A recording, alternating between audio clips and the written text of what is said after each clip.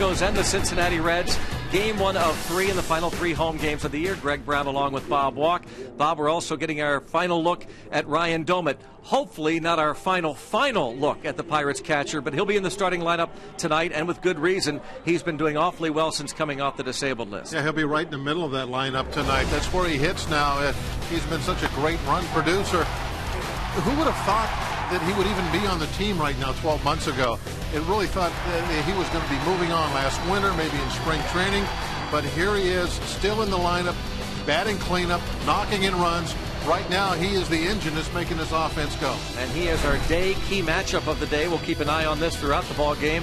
Career 5 out of 13 against tonight's starter for the Reds, Edinson Volquez. 19 games this month, hitting over 400 for Domit. It has been a matter of staying healthy. Edinson Volquez has spent some time in the minor leagues this year. He'll be on the hill for Dusty Baker's Redlegs this evening. You know, when Volquez first came up, he looked like he was going to be a star. Well, it hadn't been all that easy for him. But in our matchups against him over the years, when he does throw strikes, he has been very tough. We'll look for that tonight. Lefty Jeff Locke takes the hill, his third major league start tonight. You know, same thing for Locke. Early on, he's looked a little nervous. He's been in a lot of hitters' counts. He's got to throw more strikes early in the count to be successful. We're down to the final 3 home games of the season at PNC Park, and our final Free Shirt Friday. It's the Bucks, it's the Reds. Here at PNC Park, we'll have all the action coming up on Root Sports.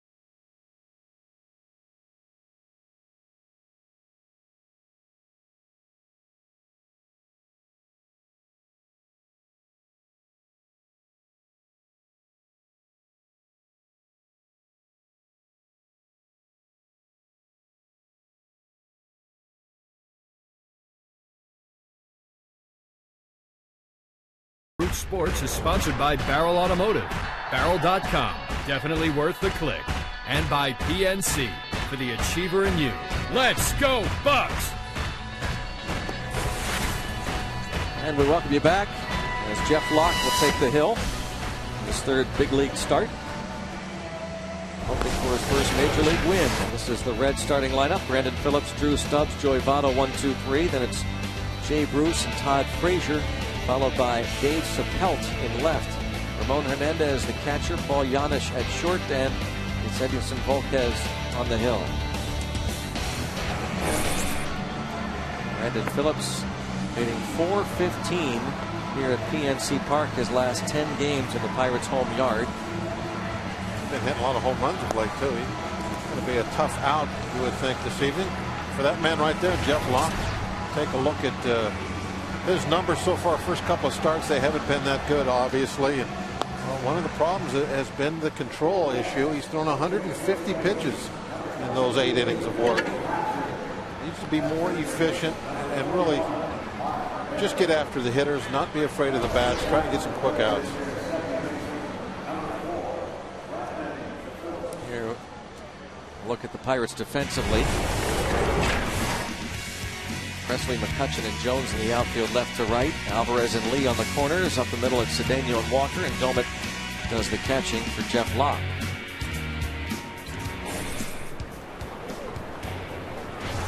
Phillips has hit 6 homers his last 10 games. Over his last 32 ball games, batting nearly .350.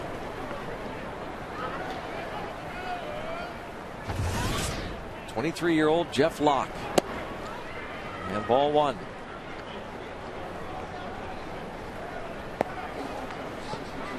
.62 degrees at game time. Rained much of the day. First day of fall. Welcome. Feels like it.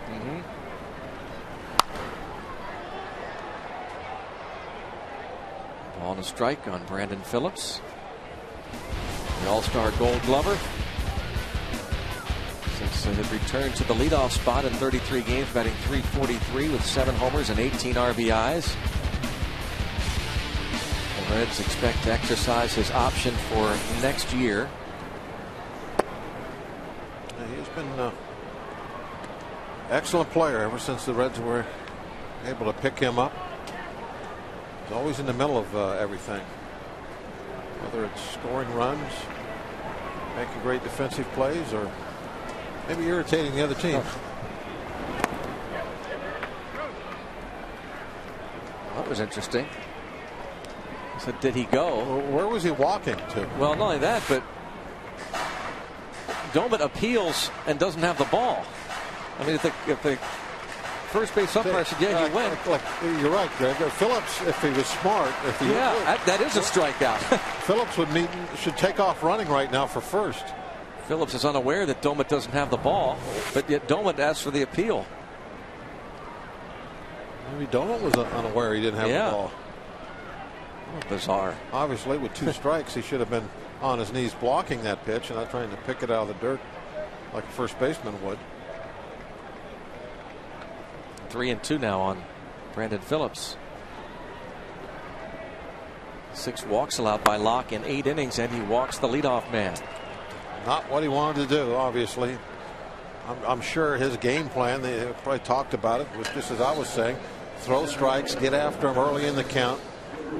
Be aggressive, well, as we say, Greg, aggressive to the middle. Yes, yep. I don't say that as much as we used to, but no. I still like it.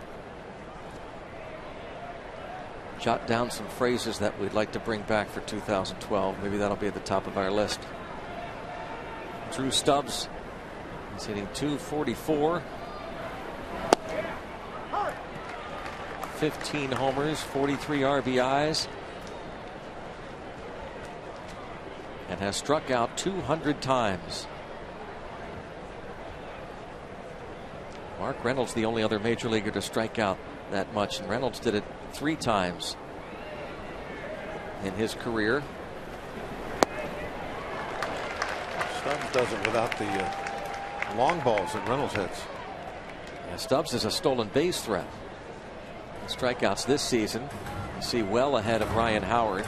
Mark Reynolds, now playing for Baltimore, has 185 strikeouts this season. How about a rule change where you can steal first? I'll tell you how it worked, Rick.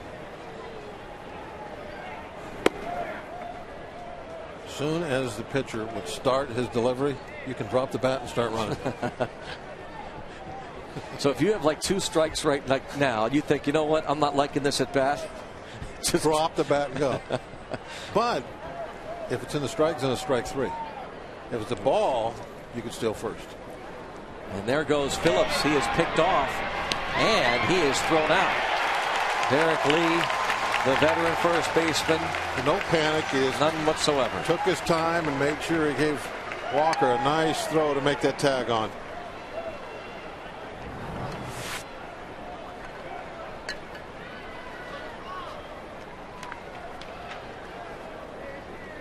It was a little bit closer in replay than I thought it was in the fast forward. Real close. Wow. That was bang bang. I thought he was out easy. He was out by maybe an inch. No, but you see how that would work. Yeah. Yep. You know, you'd have to, if you see that guy drop the bat and run, you got to hurry up, get the ball to the plate. Catcher can come out of his crouch, but he can't step into fair territory. He has to stay behind the plate. Now you say it could be a strike still.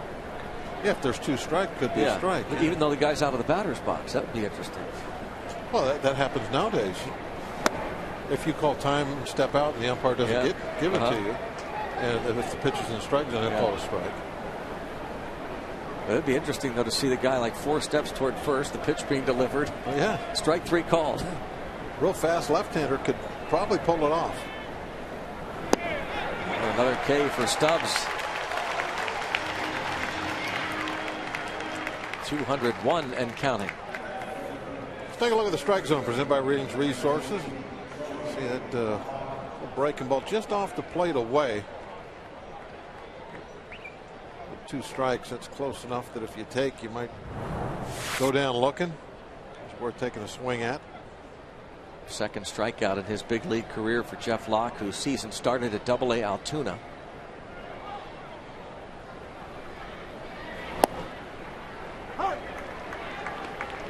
That's what we need right there. Joey Votto up, one of the better hitters in the league right after him. Fastball, strike 1. The reigning MVP. Joey Votto led the Reds to a division title last season. And still having a very strong season. 4th in the league in hitting.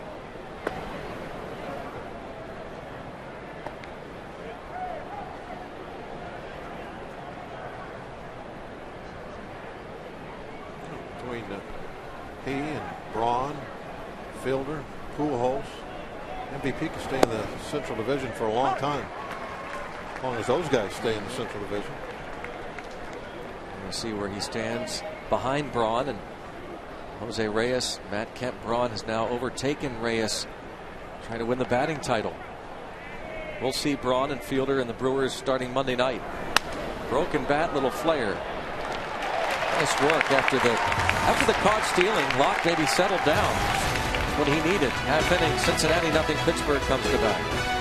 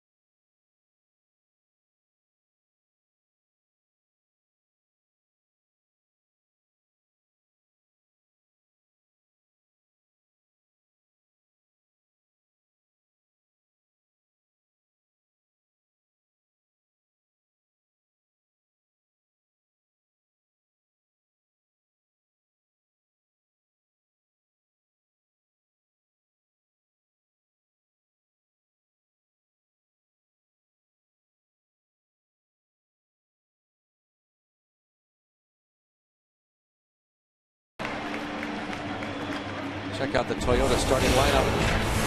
For the Pirates, Alex Presley, Neil Walker, Andrew McCutchen, and it is Derek Lee hitting cleanup with Ryan Doumit. Those fine career numbers against tonight's Reds starter. Garrett Jones is in right field. Pedro Alvarez returns to third. Ronnie Cedeno at short, and Jeff Locke on the mound. Take a look at Volquez's numbers. They're not very good. He's been up and down from the minor leagues this year, trying to recapture some early brilliance in his career. A little different look also, doesn't he? Yeah. Rid of the long locks.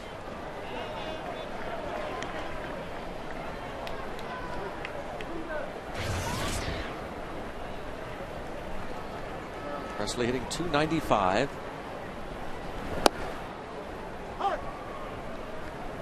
One ball and one strike on the rookie.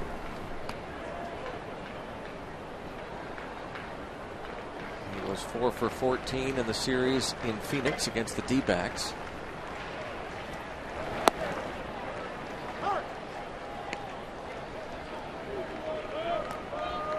Count 1 ball and 2 strikes. Pirates have won 8 of the 12 meetings this season against the Reds.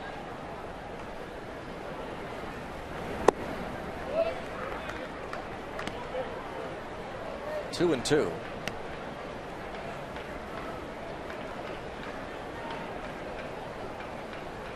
Presley's hit safely in 9 of his last 10 ball games. Takes. Volquez has had control issues. Yeah, he certainly is no stranger to deep counts, a lot of pitches. Pirates need to show a little patience with him tonight on offense. Make sure he's throwing strikes. And Presley on the 3-2, whacks it into right center.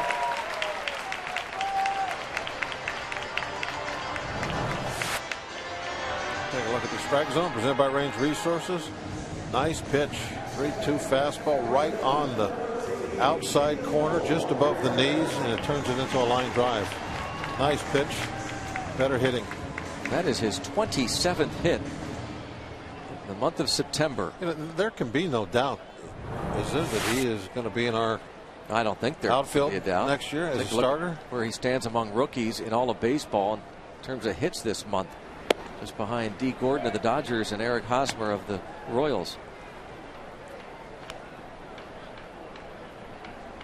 Yeah, you'd think, Bob, he is the starting left fielder out of spring training next year, unless something drastic happens. Trades are always possible. Pirates do have to upgrade their pitching.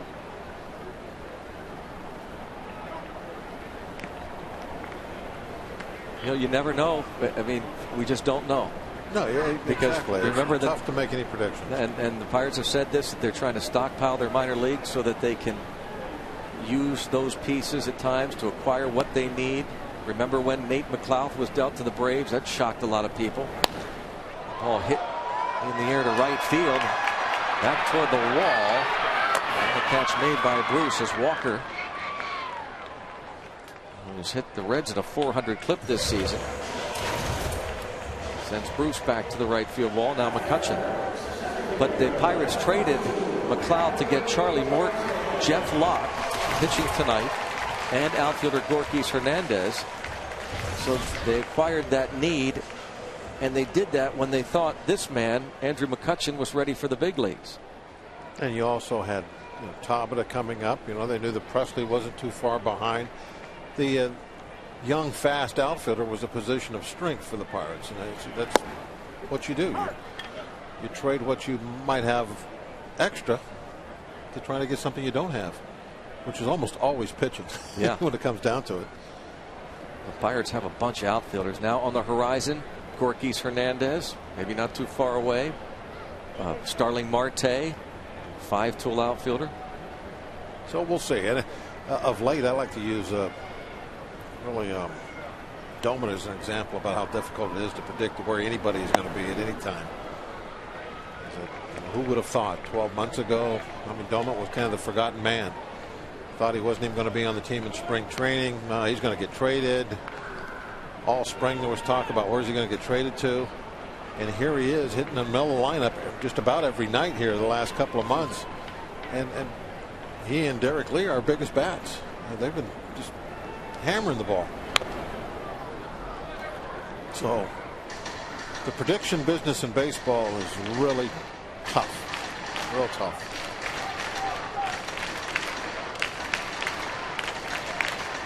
Andrew McCutcheon, who would have predicted this month of September for him? He hit .291 before the All-Star break with 14 homers, 54 RBIs. Strikeouts have been a problem for Andrew, along with a lot of his teammates. Goes upstairs. You can see on the strike zone, that one right at the very top of the zone. Couldn't catch up to it. That's why you throw that fastball up there. It's much harder to hit when it's got velocity, when it's elevated.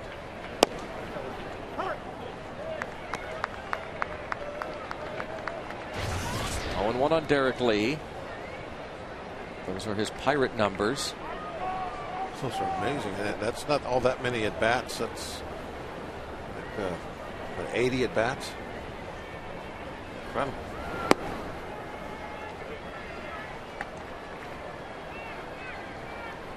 Lee hit .246 with a dozen homers and 41 RBIs before the trade. His OPS well over 1,000. It's a stat that a lot of baseball people rely on to judge offense.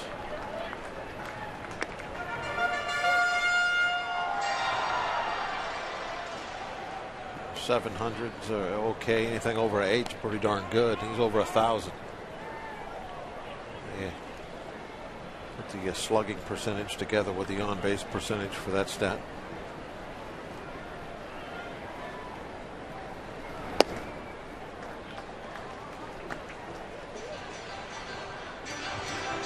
Three and 2. That's fastball. 94. Volka still has excellent stuff.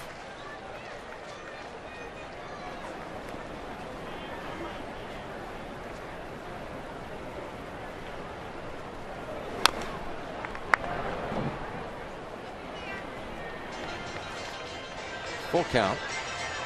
Volquez turned 28 in July. Dominican native. Was acquired from the Texas Rangers in the Josh Hamilton deal, December of '07. Remember, it was the Reds who took the chance on Hamilton. Brought him back to the big leagues after all his off-field troubles. Strike 3 called on Derek Lee. Leadoff hit. Presley is stranded. He played 1. 0-0.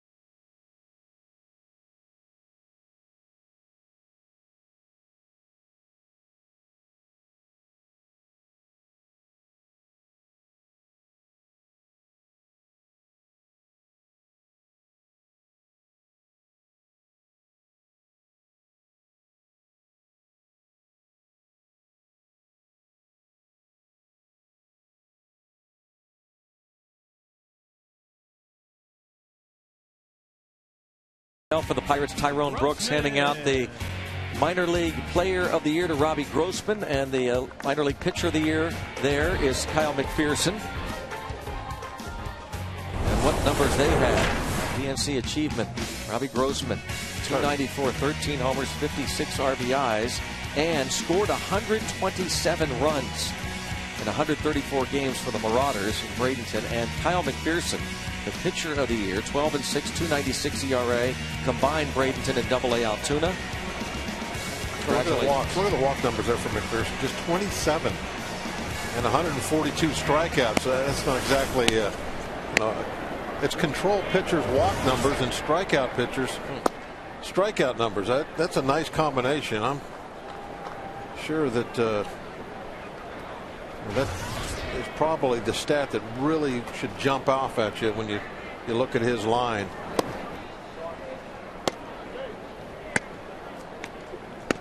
Normally a young guy, a guy who'd start off an A ball this year, you see a lot of strikeouts. There's probably going to be some walks go along with that.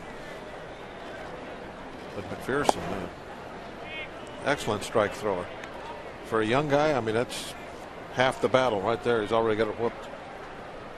14th round pick of the Pirates 4 years ago out of the University of Mobile. Those numbers for Robbie Grossman. 127 runs scored in 134 games. The Florida State League, the first minor leaguer since Nick Swisher in 2004. This ball's going to reach the seats, to score at least 100 runs and walk 100 times in the same season.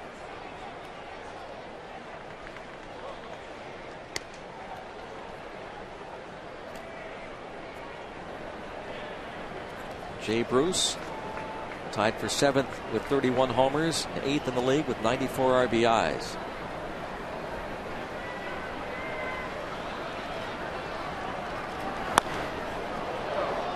Deep. Wow, did that ball, foul ball, get up there in a hurry? And hook in a hurry. Man, that was a laser. Oh.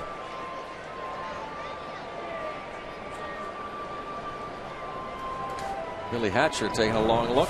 Oh, it definitely was foul. Look at that. What a great shot from the HEH cam. Not foul by much. Maybe 6 inches or so was it.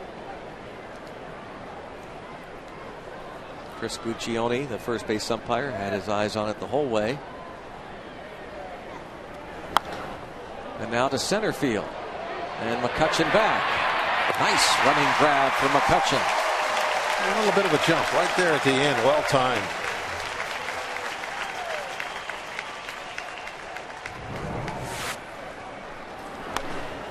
This was the drive that was nearly fair for a home run. And this one was nearly over McCutchen's head. Jump. There it is. About 6 inches away both times. 6 inches foul, and then only 6 inches from getting up there off the wall for a double. Backhanded Cedeno. 2 outs. Nice recovery from that. Was a 3-0 count, wasn't it? That Locke opened up with Bruce. Was able to come back. He threw strikes. Got maybe a little lucky. Great catch. Home run ball was 6 inches foul. But that's what this game's built on, a lot of luck. But to get lucky, you got to throw the ball over the plate and not walk him. Well, he did that. And now he comes, hits the strike zone. Easy routine ground ball. So real quickly now, 2 outs. Nobody on. That's what we're talking about. You throw strikes, good things can happen. If you don't, you have no chance. Fly ball to center field. McCutchen on the run again. So some hard hit balls, but Jeff Locke, a 1-2-3 inning. But at the bottom of the second, still 0-0.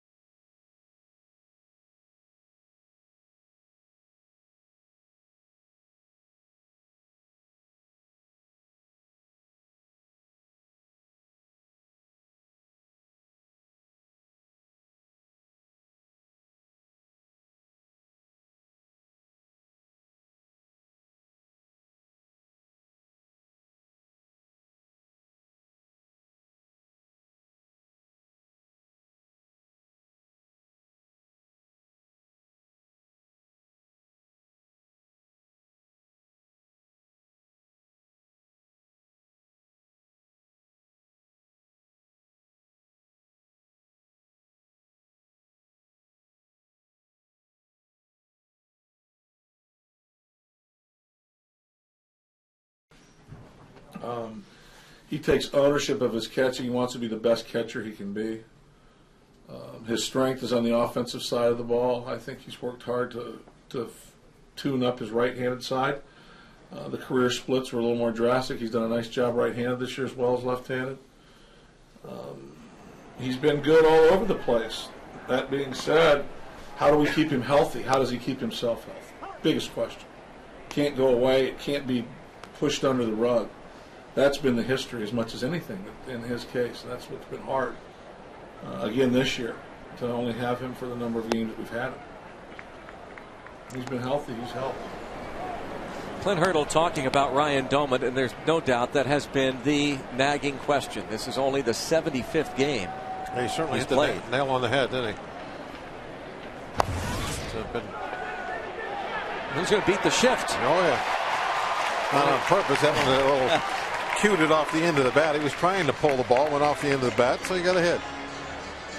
Had 3 men on the right side of the infield and just a little dribbler. An infield hit for Doman.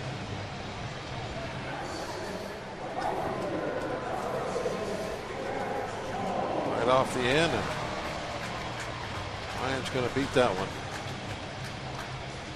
You know, the thing about Ryan, too, Greg, is you take a look at the AGH cam. You look at the injuries, it's not like this one thing that keeps happening to where you're like, okay, we've fixed this.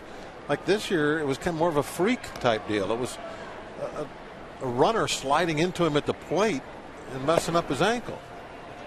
You know, it's not like, well, he continues to pull hamstrings. Well, as you say, it's been something really different almost every year. So what is it you try to prepare to prevent? I don't know. It's a tough answer. Last year, concussion.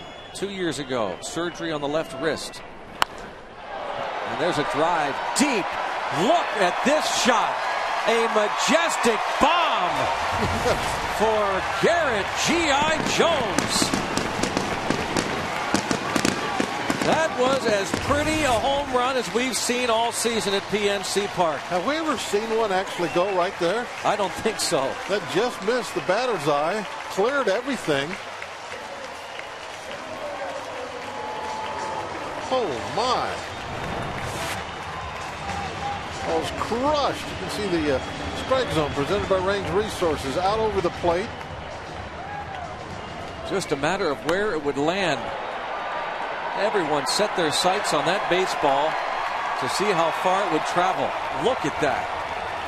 Down in the picnic area.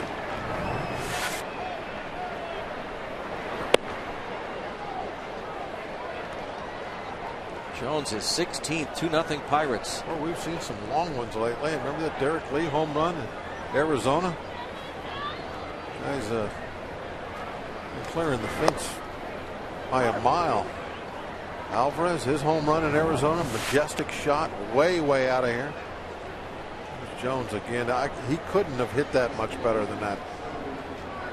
A lot like that home run he hit a couple years ago in Philadelphia. Dead center field. Line foul by Alvarez. He hit a Ryan Howard type home run in Philadelphia a couple of years ago, and this one Howard would be proud of. Yeah, Howard would like that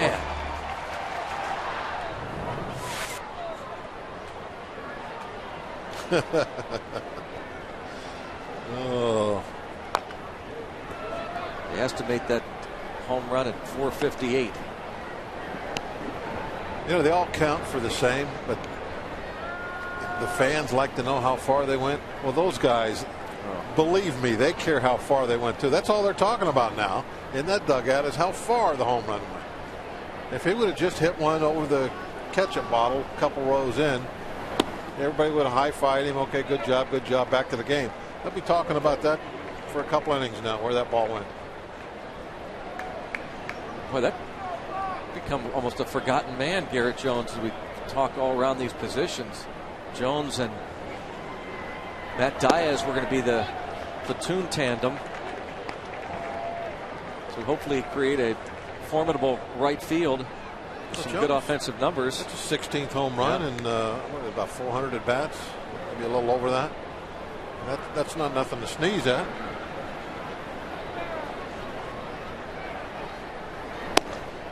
Diaz into things that really didn't get held up. Ended up not getting a home run. Jones, you see a guy with that kind of power. We've seen enough of it. Jones's rookie year, he came up after many years in the Twins organization. Never really got a chance. Hit over 20 last year. His first season in the big leagues, 21 homers in 314 at bats. Last year, full timer, hit 21 homers, led the club with 86 RBIs. Jason Worth type numbers. Even better. Good thing he wasn't a free agent. Literally more RBIs than Jason Worth last year.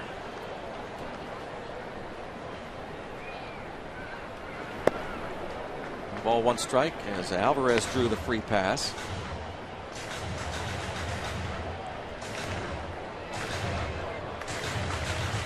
Well, that home run by G.I. Jones made Sarah Taylor a very happy young lady.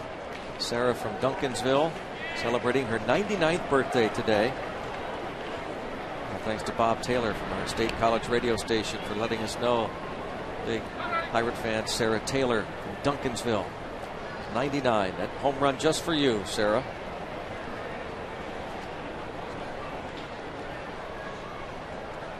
On 1 count.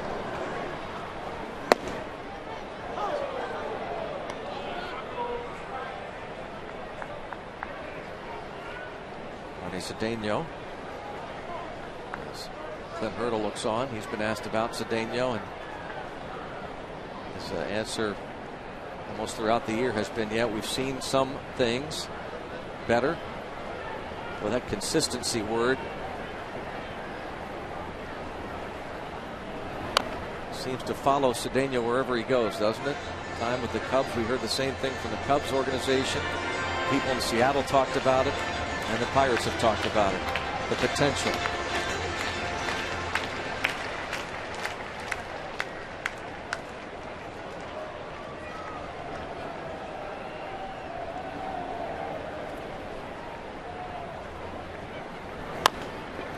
Chop to third. And they get one. 5-4 on the fielder's choice.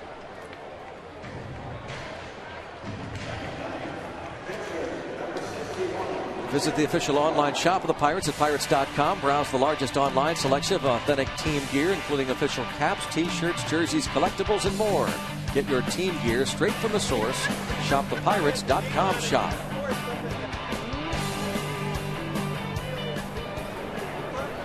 Now Locke try and sacrifice the runner 90 feet.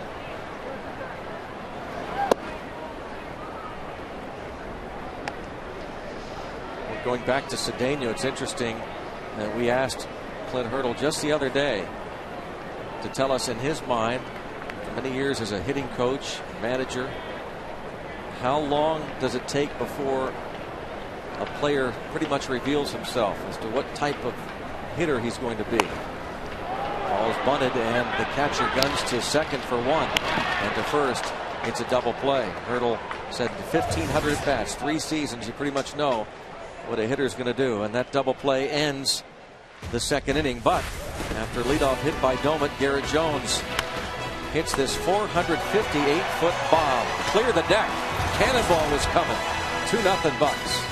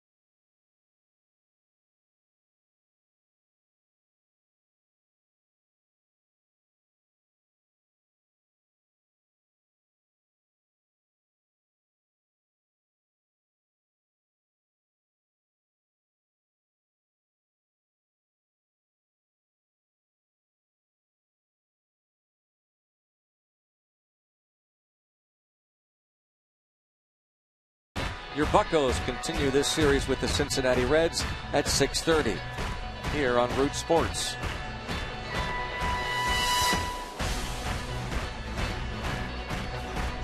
Here at PNC Park, 3 home games remain. Incredible. Nachos. Tomorrow night, Fan Jam 2011 with Steve Miller Band, and then Sunday Fan Appreciation Day. Look at that. That is low. Onions.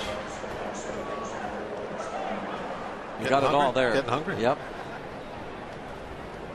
How about if you, Tim, John, Steve, and I go in on a couple of all-you-can-eat seats next year and kind of rotate. For a couple innings, we're doing a game. One of us can go out there and enjoy the all-you-can-eat seats. Oh, yeah, sure. All right. Do that.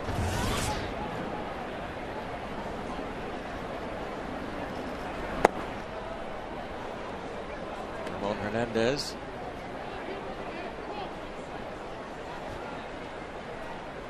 One ball, no strikes on the catcher. Bottom third of the order. We'll see how Locke responds. He's got a 2-run lead now. Tries to get that first big league win. Base hit for Hernandez, hitting .283 before that single.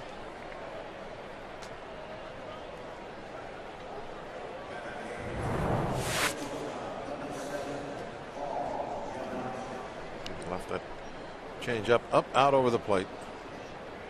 Didn't get it where he needed to. He got that ball down. Probably would have been a ground ball to Cedeno instead of a line drive over his head. I think you saw, if you were watching Locke as that was happening, he pounded his glove. He knows that the location wasn't what he needed. Good to go. But those fully loaded. Send those to the trailer.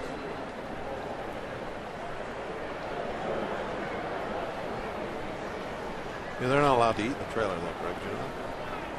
You know? Rule put in place just a couple of years ago. No food, no sticky drinks, just water.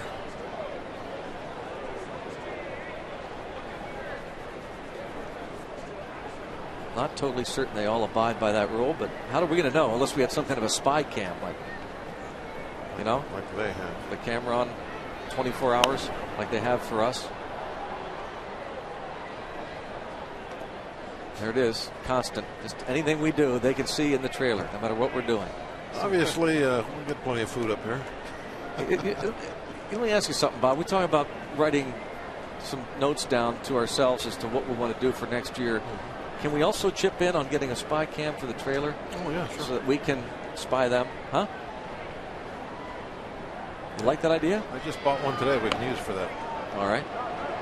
Jeff Locke off the hill, has to hurry. Oh, he took his time. A little hesitation cost him. I don't know if he didn't have a feel for the ball, he didn't have his fingers on it right or whatever, but just a little hesitation, and that's all it took. So he had to go a long ways, but yeah, I think it looked like he had the ball maybe in his palm, didn't have it out in the fingers. Hey, he brought it up, got it in throwing position, and then kind of held it there just for a fraction of a second, but that fraction of a second is about a step and a half. Oh, look there, AGH, you can see as he was coming up, he just had a palm ball in his hand. He was going to throw a changeup. Here 3-3-3 was being yelled, and they got the lead man. Nice job. Both pitchers poor bunts.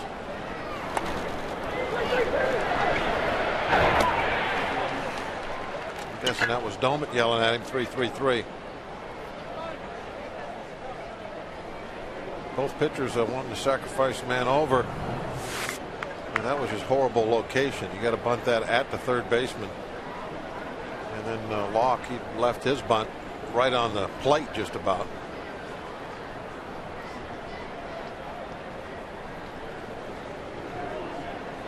Top of the order, Brandon Phillips.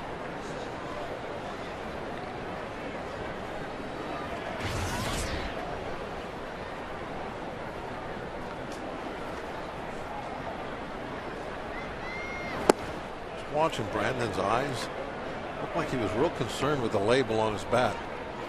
Every time he brought it up, you saw his eyes look at the label on the bat.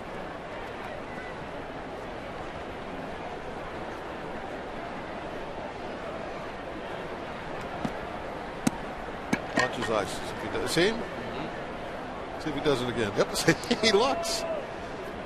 He wants to make sure he has that label up.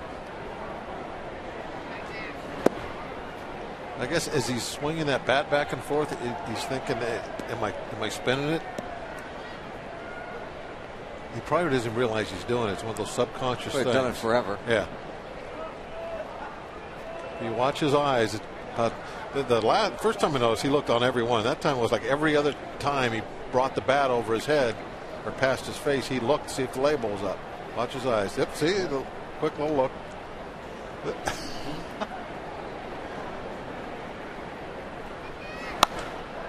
Hammers this ball to center field. Back is McCutchen. And he's there again. And the Reds have to be feeling a bit frustrated. That poor bunt cost Volquez a run. Yeah, I know what you mean. They're hitting the ball pretty good, but not getting anything out of it right now. If Volquez could have made a better bunt, this would have scored a run.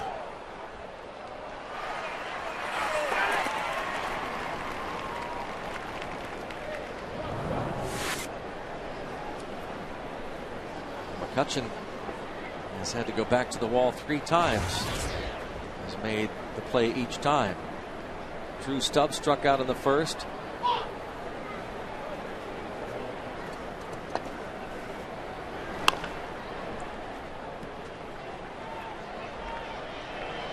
Stubbs hitting just 175 with 23 strikeouts and 57 at bats this month of September.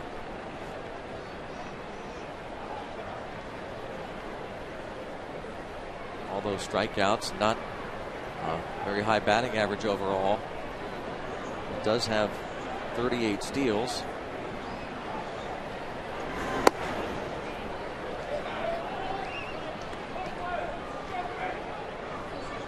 Stubbs has also scored 92 runs. He's looking to become the 5th Red since 1900 with 40 steals and 100 runs.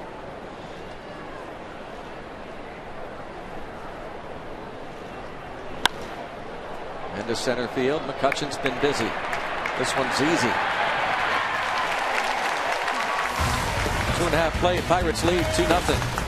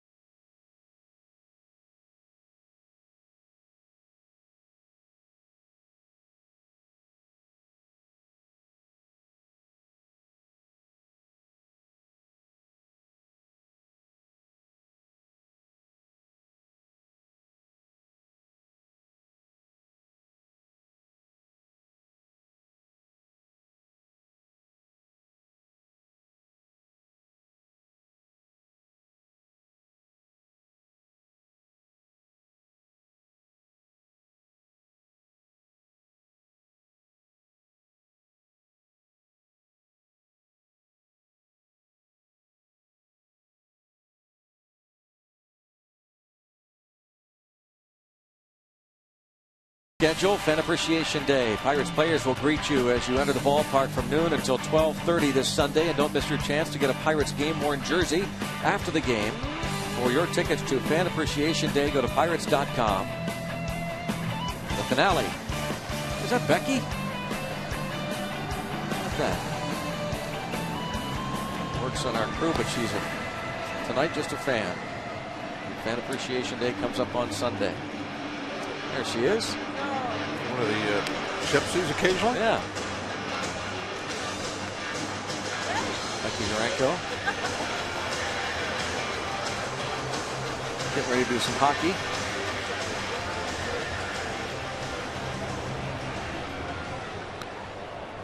We'll all go our separate ways after Wednesday night, Bob. Say hello to the gypsies once again come March, spring training. Everybody kind of scatters. Yep. Gypsy Caravan will move down to Bradenton, March, a few days.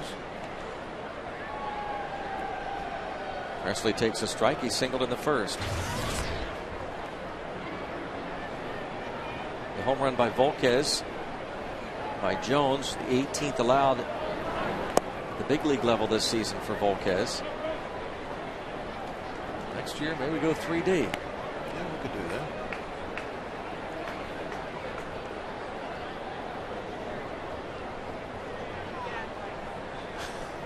Rose-colored glasses on one side.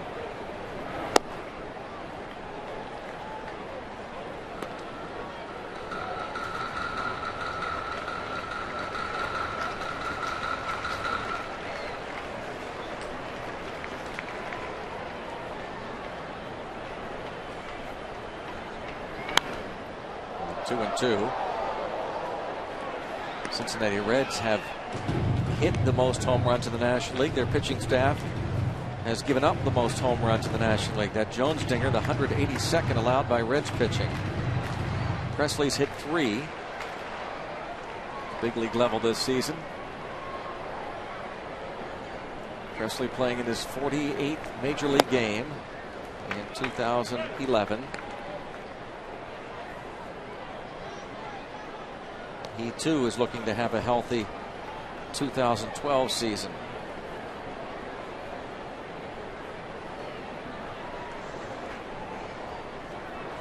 Presley spent some time on the DL with the nerve damage in the hand. Outfielder Sapelt. But doesn't show any ill effects from it. Had to convince himself when he was down rehabbing at AAA Indy that he could get through a ball game, get through each at bat. Neil Walker sent Jay Bruce back to the wall in the first inning.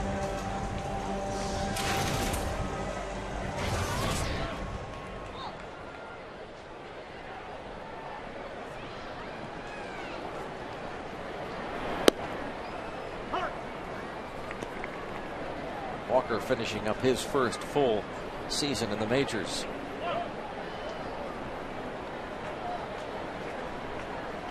I'm sure it was a little bit of an eye-opener for him to go wire to wire at this level. Start next season really with the knowledge of knowing what it's like. 6 months, game every night, pretty much every night. Votto fields it and races and beats Walker to the bag.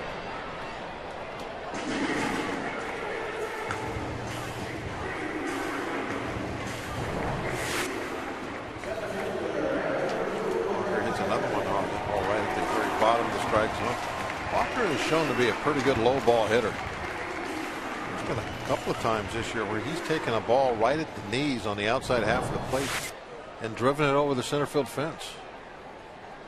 Throwing him down is not really that great of an idea at times.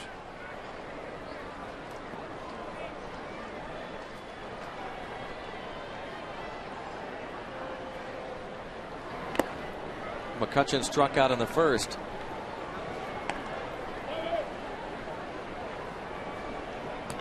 McCutchen with 123 strikeouts to lead the team.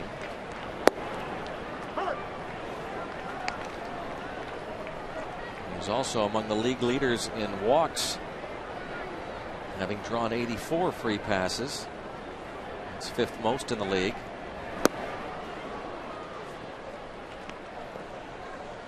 Barrel Automotive league leader stats. Joey Votto, the league leader in bases on balls, 108. 6 up on Prince Fielder. And here you see Andrew McCutchen. And there is first baseman Joey Votto. So far, Volquez has walked 1 through 2 2/3. He has the most career walks per 9 innings of any active pitcher currently in the majors. That's something to be real proud of. Averaging 4.9, and that's past Frazier. Might have hit off his glove.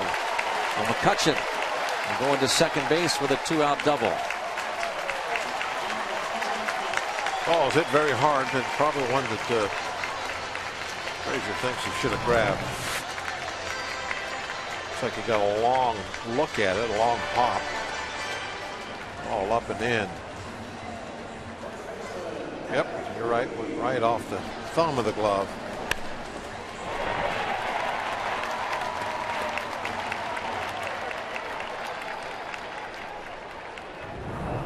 It's 34 doubles for McCutchen to lead the team, and he had 35 last year.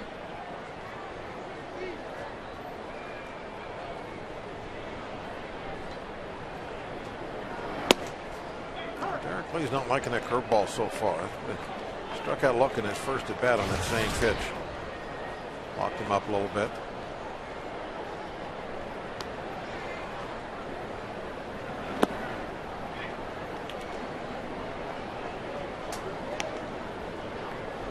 Lee has had trouble against Volquez previously, just 2 out of 12 in his career with a walk. He has delivered, though, in these situations in his brief time with Pittsburgh.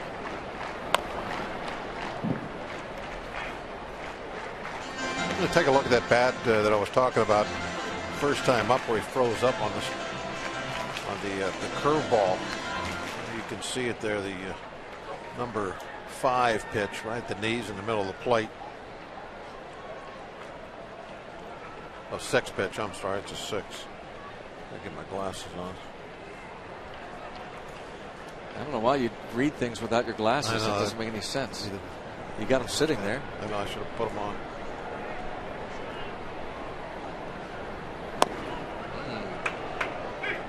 Fastball just misses, according to home plate umpire Mike Winters.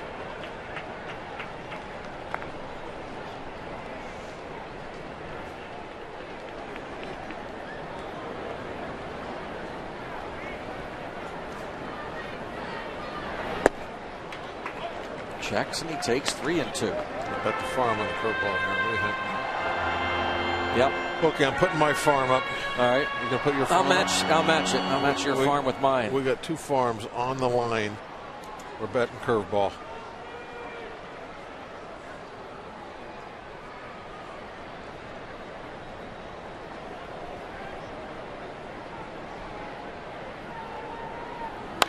We lost. We lost our farm.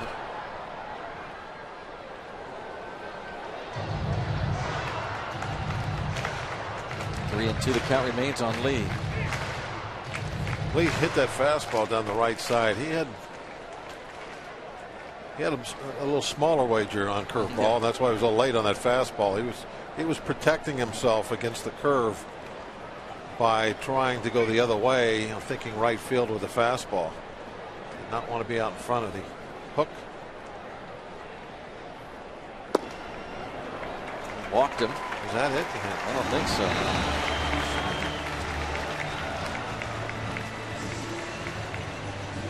So Volquez walks his second, and now faces Domet, who had the infield single leading off the second inning, preceding the Garrett Jones homer.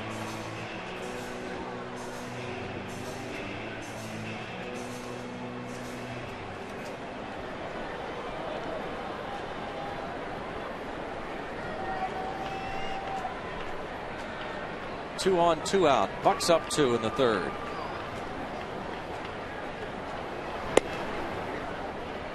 Ball one.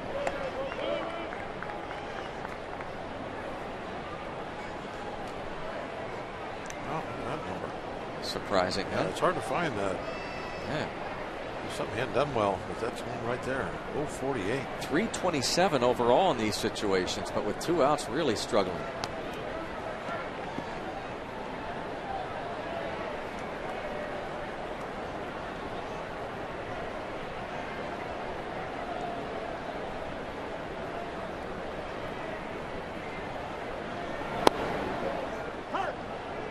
One ball and 1 strike on Domit, who has this option we've talked about. The Pirates, if they pick it up, would pick up the 2012 and 2013 options, totaling a little over $15 million combined.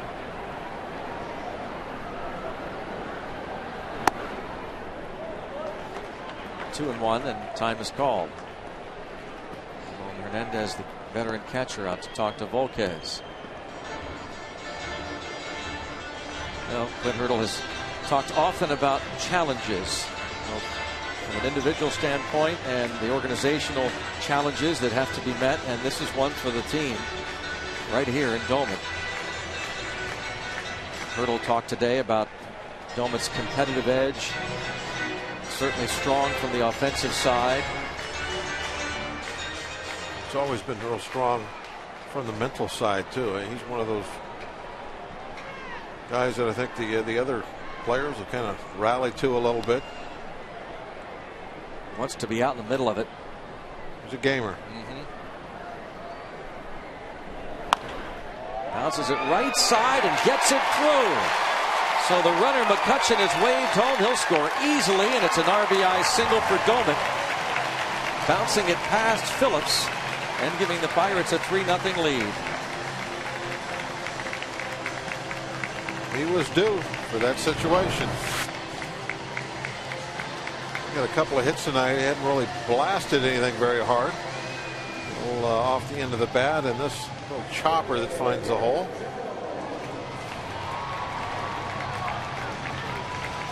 AGH cam showing Andrew McCutchen sprinting for home. He's focused on that plate.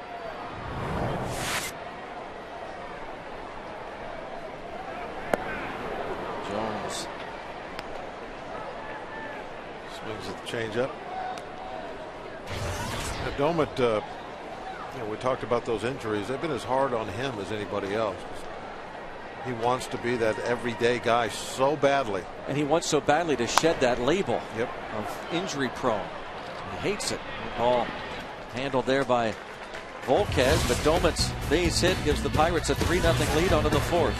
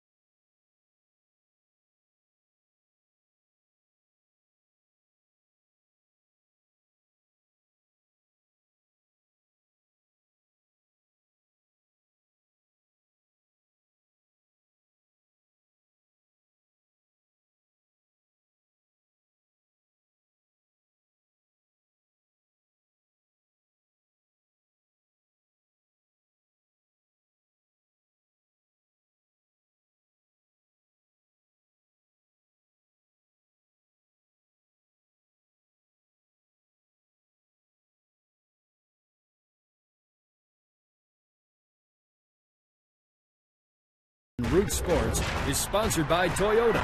Buy right the first time and save more. Visit your local Toyota dealer for details. And by AT&T. Let's go Bucks! It is time for our AT&T Mobility Trivia question. As we move to the fourth inning, Pirates lead 3-0. Drew Stubbs, 38 stolen bases this season. Who was the last Reds player to steal 40?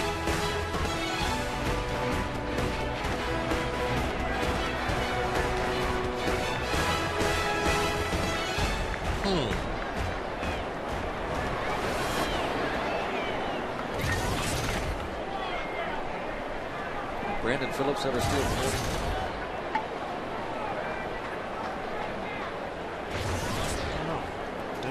What was the questions? Was it something about Stubbs? Yeah. I didn't read it. Or hear it, apparently. No. I was thinking about something else. It was Drew Stubbs. Greg, you couldn't just say yes? Was? Here it is. Okay, Drew Stubbs. Pay attention. Yes. Drew Stubbs has 38 stolen bases this season. Who was the last Reds player to steal 40 bases in a season? Obviously, the answer then is Drew Stubbs. Good thinking, though. I see where you were going with it now. That's why I had to know. Yeah. That was going to be my answer. Could it go back to like Barry Larkin, maybe? Do we have to go back that far? Could. I don't know. Did Griffey ever have a healthy enough year to do 40? No. I wouldn't say that he did. I just don't think he ran that much in the by that time. Later years, yeah. Another line drive. And caught. Joey Votto is at number one. Yeah, that one had pretty good carry on it. Fooled Andrew a little bit.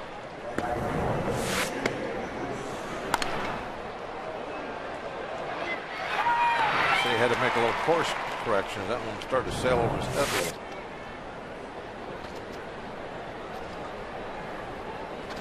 Is that 5 putouts already for McCutchen? Pretty impressive, huh? He's had to go ways for most of them also. Out of 12 possible outs, he's recorded 5.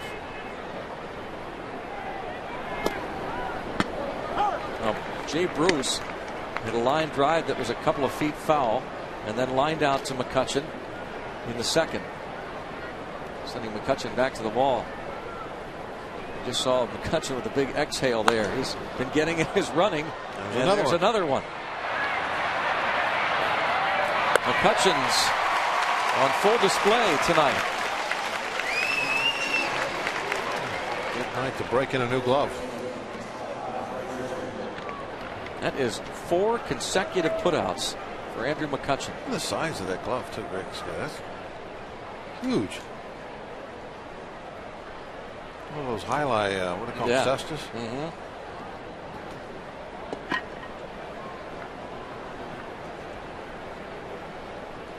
Outfielder.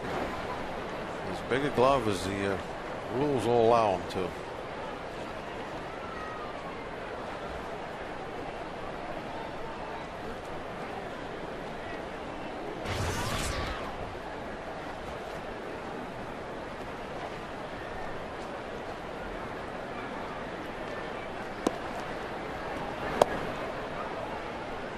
Todd Frazier.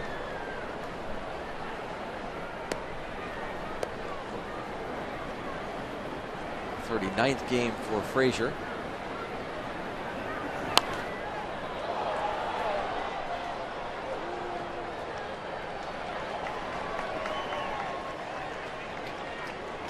Recalled from Louisville July 22nd to fill the spot vacated by Scott Rowland's appearance on the disabled list.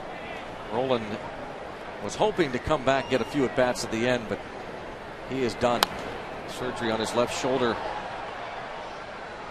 36-year-old Scott Rowland. Our AGH Sports Medicine injury update. Actually placed on the disabled list July 22nd and then had the surgery. Will not return. 65 games this season. Hit .242 with 5 homers, 36 RBIs. Frustrating year for Rolen. And a ground ball, base hit. Frustrating year for the Reds, you would think. Defending National League Central champions. They got off to a pretty good start. Came out of the blocks pretty strong, but they haven't been in it all year really. Never able to make a real strong run to the top. They will finish in 3rd place after winning the division last year. Hoping for back-to-back winning seasons for the first time since the 99-2000 campaigns.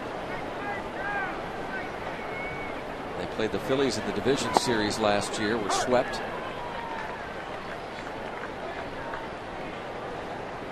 Strike on Dave Sapelt.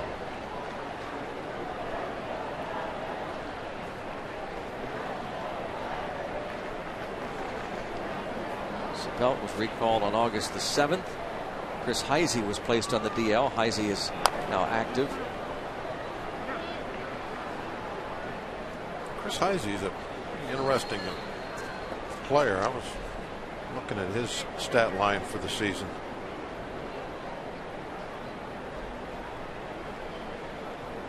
Had some time on the DL with a strained left oblique earlier this summer. He's given him some pretty good offense this year. Only about 250 at bats. Showed some great power. I doubled his numbers and then compared him to Jay Bruce, and they're almost identical. Walt Jocketty will have some decisions to make, and one decision that the Reds will no longer have to make is who their GM will be for an extended period of time. Subway presents, in case you missed it, the Reds have signed Walt Jocketty, announcing today, to a 3-year extension. He came on board in April of 2008 after 13 years with the St. Louis Cardinals, and hit toward the left field line. Presley over quickly on an 0-2 pitch. Sapelt doubles, moving Frazier to 3rd.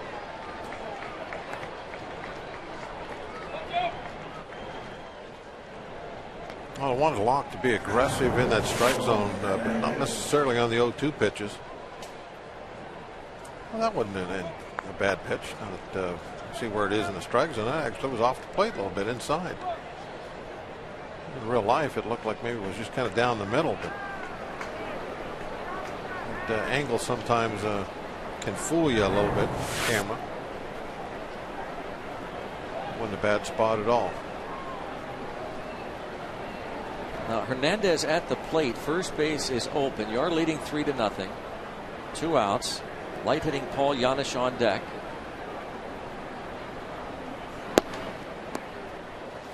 Hernandez singled to start the 3rd.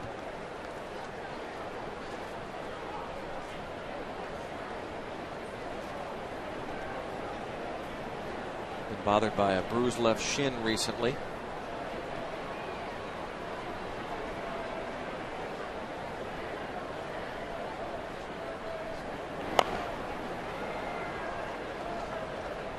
Tried to pull that off-speed pitch down and away. Barely got a piece of it.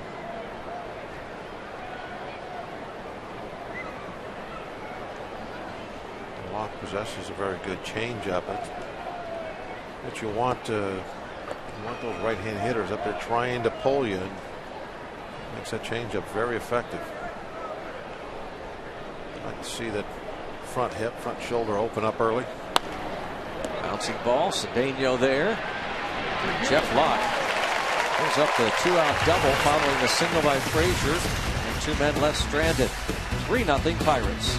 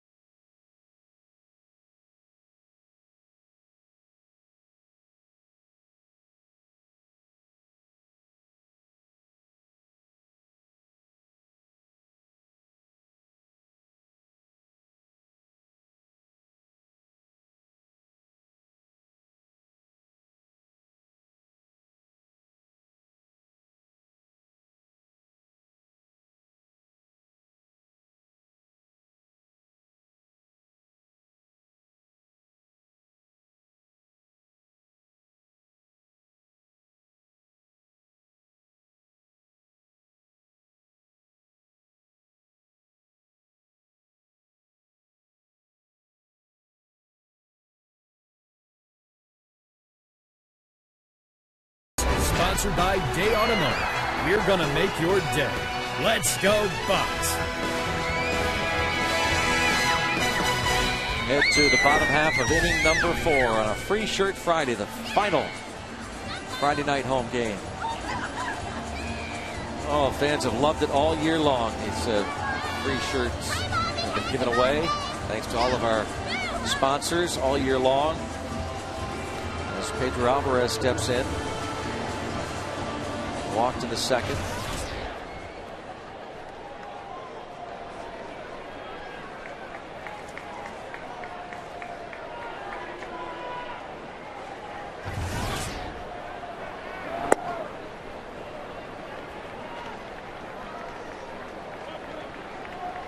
Alvarez homered on Tuesday night in Phoenix. It was his first home run since Philadelphia, July 30th. One of the long, majestic home runs that the Pirates were able to get in Arizona. Pirates pounded out 14 extra base hits over their previous 2 games in Phoenix, their most in any back-to-back games all season. Tonight they have a couple extra base hits, the home run by Garrett Jones and the double by McCutchen.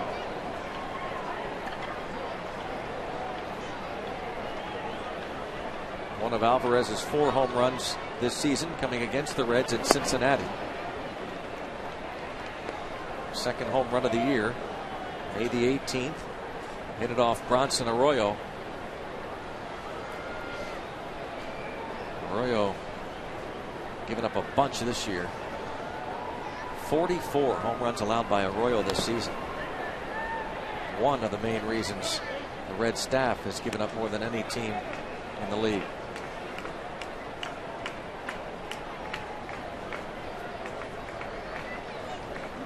Dusty Baker's club saying earlier, disappointed that they will not be returning to postseason play. Alvarez down on strikes. Get back to our AT&T mobility trivia question. Bob, as you know, it was about Drew Stubbs. The question. 38 steals this season. Who was the last Reds player to steal 40? And we came up with a couple possibilities. Larkin. We did not mention Deion Sanders. Boy, you gotta go way back. 56 in 1997. Ways back. The 2 sports star, Deion Sanders. He had some speed. Yeah.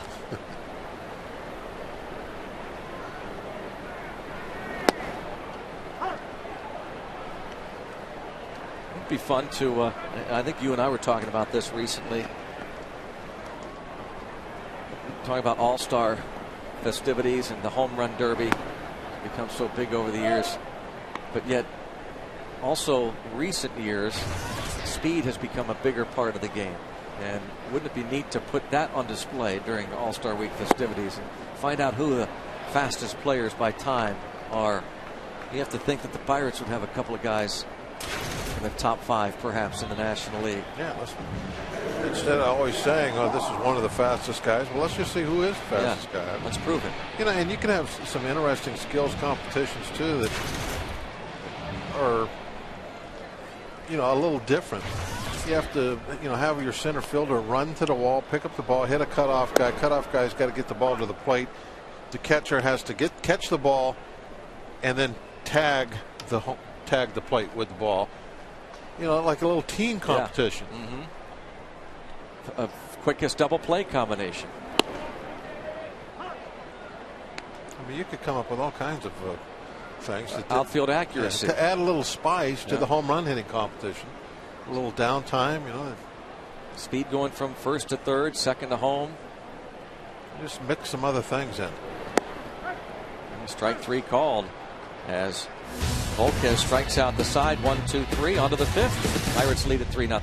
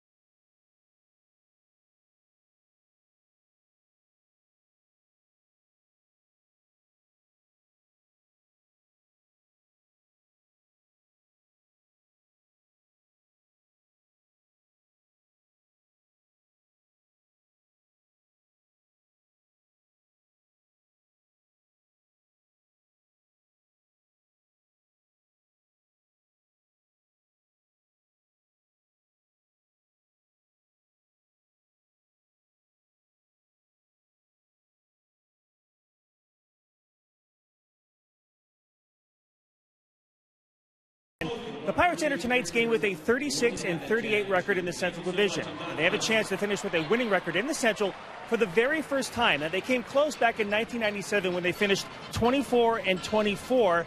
I should tell you guys that they actually had a winning divisional record last in 1992 when they were 61-29 in the old Eastern Division. But a chance to finish with a winning record in the Central if they could do a little good here as we wrap up 2011. All right, Dan, thanks. You're looking for, this is something Hurdle's talked about, looking for milestones and looking for positives. And as Dan Potash mentions, that would be one of them after a great first half. And Hurdle's also talked about how they learned so much the season's first almost 4 months. And they'll take that information along with what they have learned over the last couple of months, 2+. A lot of good in the first half and a lot not so good. Paul Janisch 2-0 the count.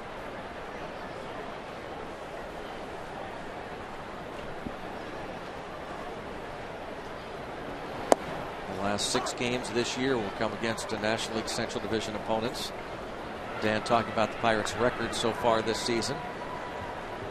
3 here against the Reds and then 3 on the road in Milwaukee. And the fly ball hit deep to left. Presley racing back and makes the catch.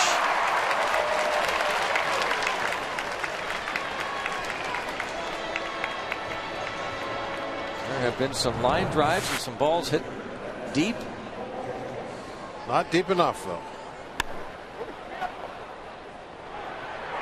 Presley had this measured. You love the way he put his head down, back to the infield, ran to a spot, looked back, found the ball. Excellent defender in left field. Well, that would have been a moment of celebration for Paul Janisch. 327 at bats without a home run. One of just 2 or 3 in the league left without a home run. Probably 20 rows back in Cincinnati. Yeah. Ball really gets out in left field. Carries well everywhere in Cincinnati, but left field especially.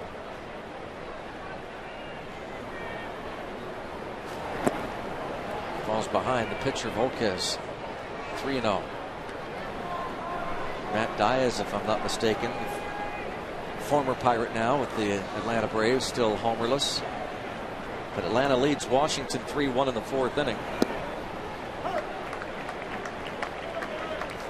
The St. Louis Cardinals hosting the Cubs are just underway. Cardinals have moved within 2 games of Atlanta in the wild card.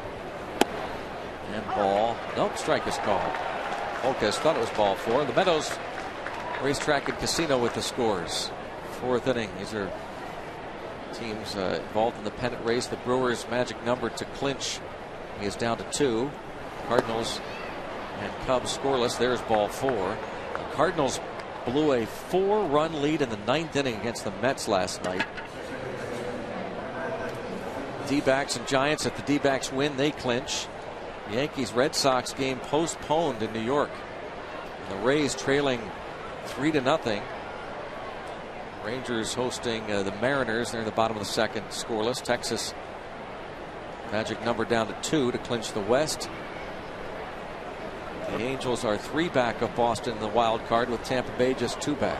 Greg, if the Cardinals look back with any regrets to anything, it might be that closer position. That has bit them quite a few times this year. Yeah, chances to shut it down, and that bullpen, though they tried to rework it, trade deadline, picking up some players, it has still come back to bite them as Ray Searage makes a trip to the mound, and the Pirates bullpen called into action. Right, just kind of giving the youngster a little bit of a break, and obviously he's buying some time for that bullpen now to get loose. Now that the phone call has been made. There it is, warming up. Greg, Sergeant Chris Trufa is with us here tonight from Afghanistan. He's home on leave. Hasn't been in a ball game in a long, long time. This is part of his vacation, leave 10 days. He had 2 tours in Iraq, and how about now that? Serving in Afghanistan, is able to come home, see a Pirates game. Neat. Of course, we owe so much to our men and women in the military. Sergeant Trufa, Chris Trufa. Right.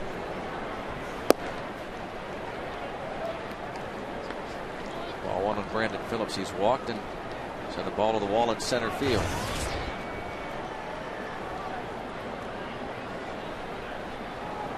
See if we can get him to get a little pull happy here, maybe, and put a 2-hopper to Cedeno.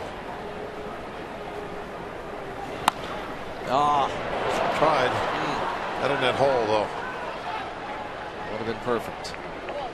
Certainly was hit sharply enough to turn 2 on if it had been at somebody.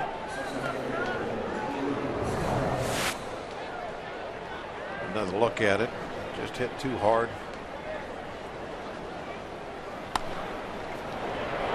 Two hops and on the outfield grass. Oh, just nicked the web of the glove. Every time I see a replay with that AGH cam, you see a little something that you had no idea actually happened. I didn't know that Pedro had gotten that close to the ball. The ball just tipped off his glove. Drew Stubbs takes a strike.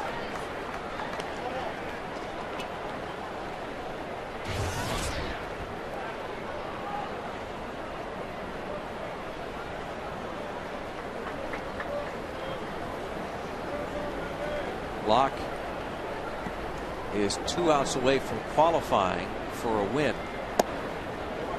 And though Clint Hurdle would love for him to get it, still trying to win as many as he can down the stretch, and Locke somewhat limited in terms of his pitch count as well. He's at 73 now, I believe.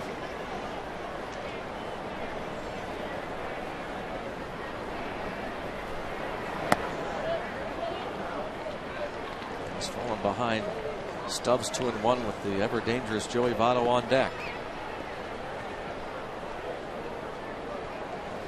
Be the 75th pitch on by Locke. He threw 82 in his debut, 5 innings of work against the Florida Marlins here at PNC Park.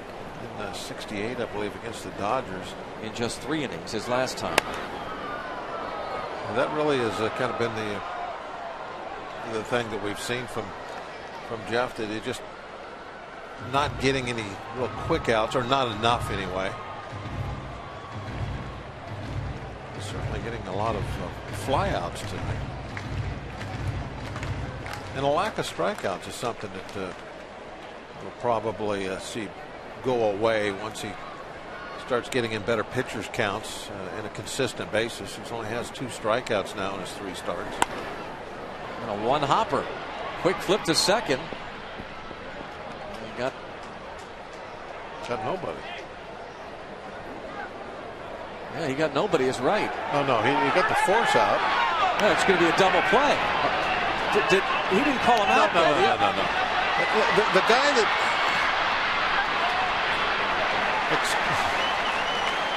it was a force out. It was a force out. He did not tag. Second. He did not tag Volquez. Volquez is safe.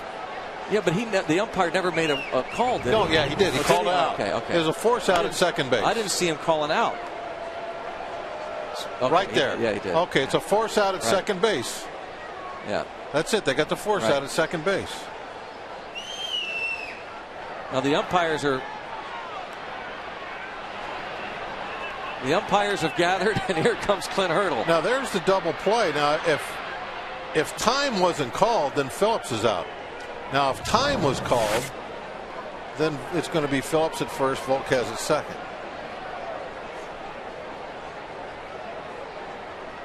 Mike Winters is the home plate umpire.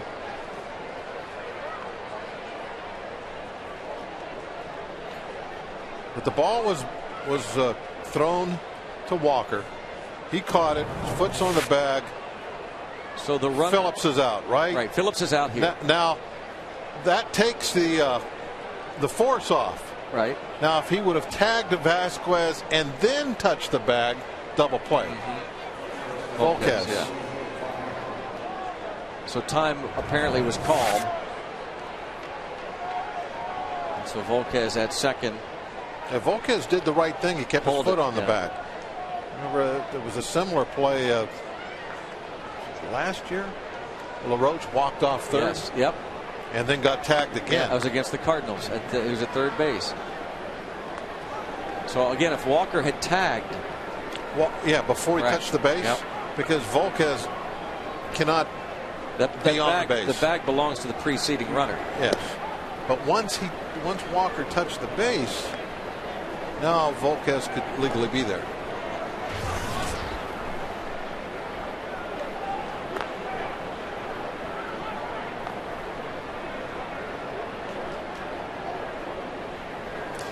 I guess my question was, why didn't Walker follow through? Even if he did, why didn't he follow through and throw to first? Why did they even worry about that?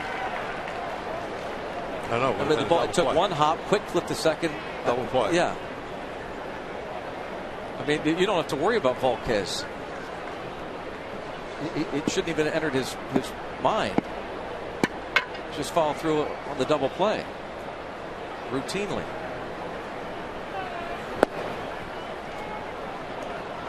Well, maybe he thought what I thought for a moment, that the ball was caught in the air. That had to be it.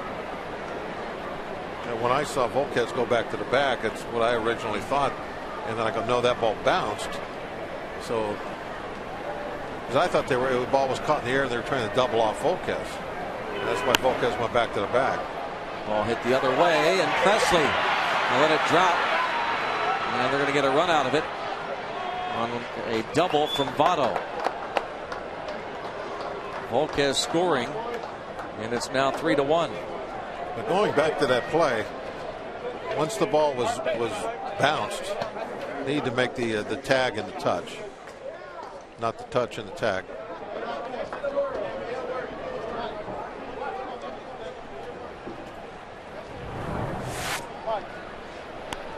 Here's that play again.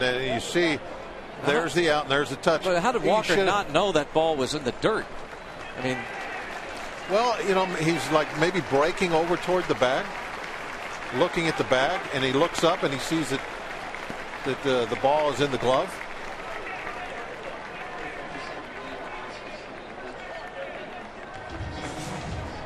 Here's another look. One hopper. Yeah, you're not going to get the double play the traditional way there.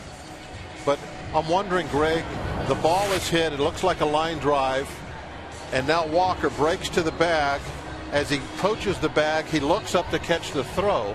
And because of that, he didn't see the ball bounce. Pitching change. 3-1 Bucks.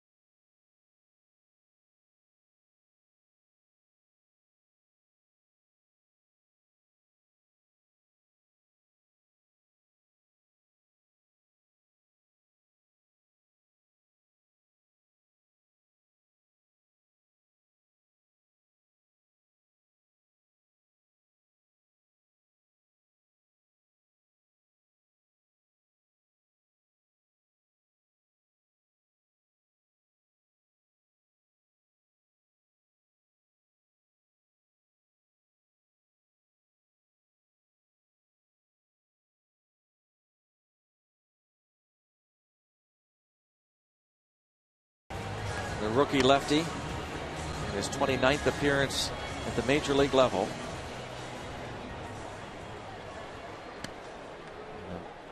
Bizarre play. Jeff Locke could have gotten out of the inning. The Stubbs one hopper to short, but the inning continued and Votto doubled to left. And of course, on the other side, there have been some hard hit balls off of Locke, so talk about luck a lot. Some luck on Locke's side as well. Jay Bruce, ball one. He's one of those players that has hit a couple balls pretty good tonight. One just fouled. His line drive had home run distance, and then he drove McCutchen back to the center field fence. Oscar gets him to swing and miss. Pretty good slider down the way.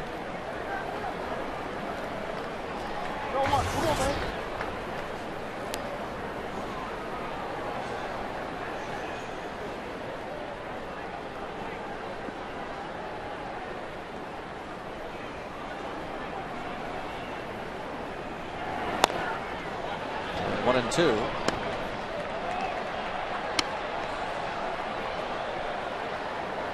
Jay Bruce.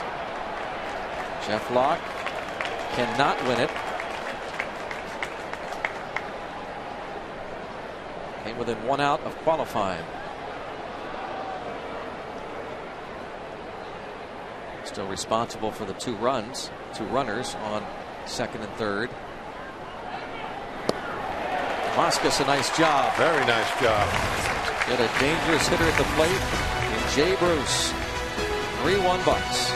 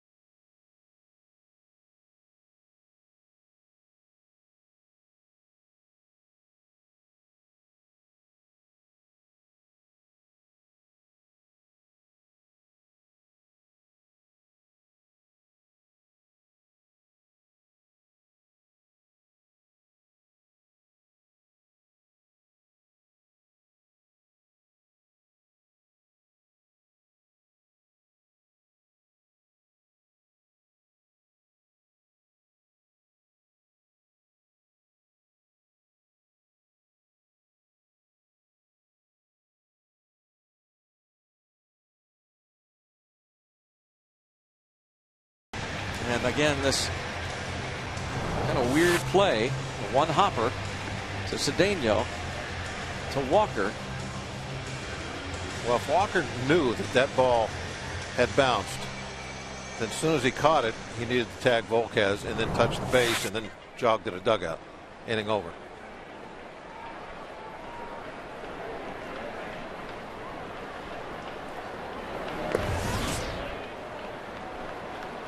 Presley 1 for 2.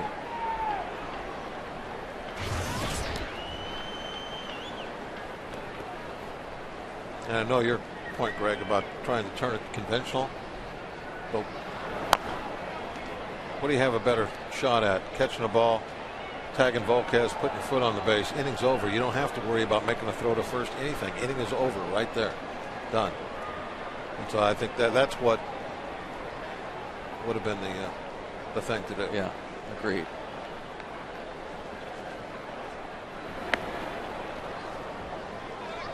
It'll be fun to talk to Neil about it and get his take on what he saw. There'd have been nobody out. He would have had triple play. Yeah. Well, maybe if he could have got that throw over to first base in time. Been tough. Presley. He is 1 for 3.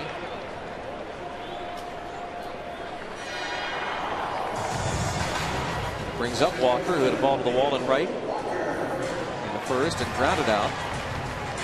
Joey Votto his last time up.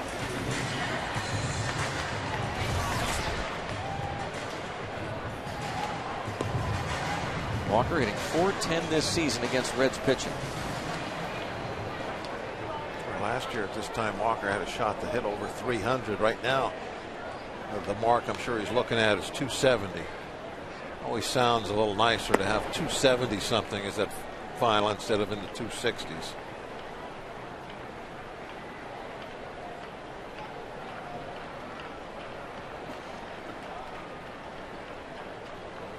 I guess you could say that about just about every.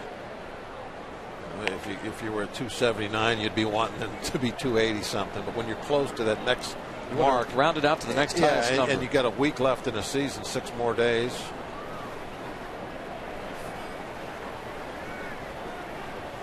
You want to get that next level.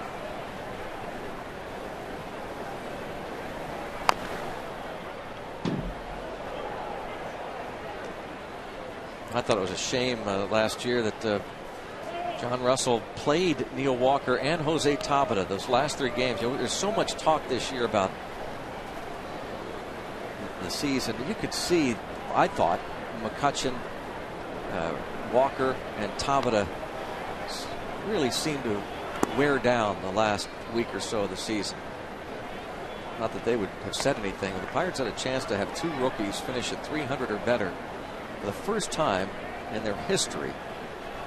And really all you had to do was sit Walker and Tabata for the last 2 or 3 games of the year, but they played through it and their average dropped below 300, both of them.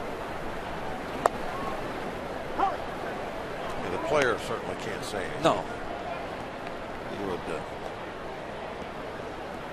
It's got to be up to the manager to go, hey, you're be a great year, congratulations, but you're sitting the last 3. Just to go back to the point of how important those figures are, especially 300. And that's something that you have the flexibility to do in September because you have so many players, pitchers.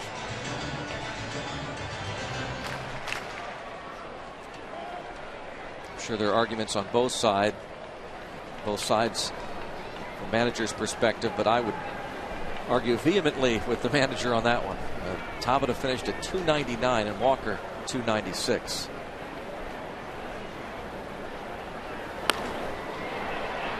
Shortstop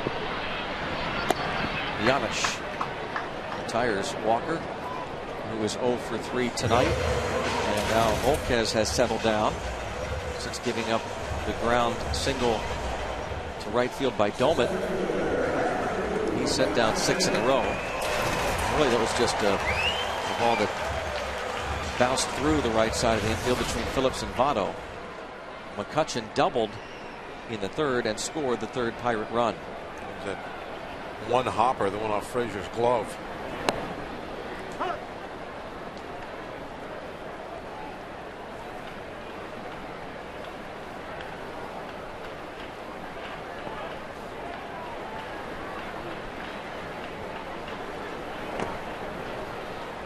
Ball and a strike on McCutchen.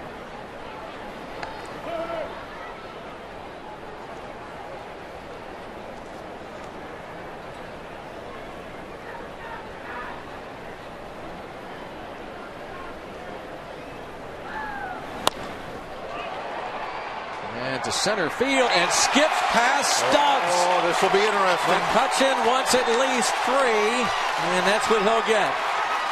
See how they rule it. Stubbs had slowed that down, or if it was just going to hit very hard. That ball rolls to the wall. McCutchen's going to score pretty easily. They give him a triple.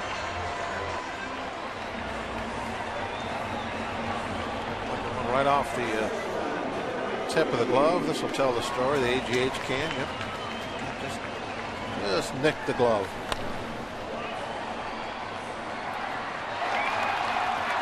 Well, if McCutcheon is burning at the outset, maybe.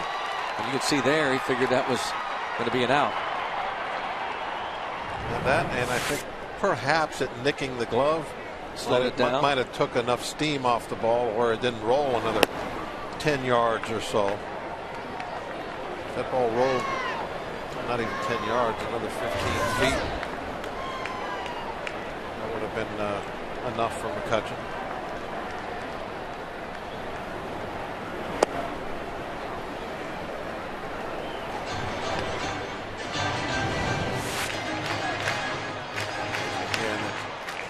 Kind of deflected, maybe changed the direction of the flight of the ball more straight down as it hit the grass, and it didn't go very far.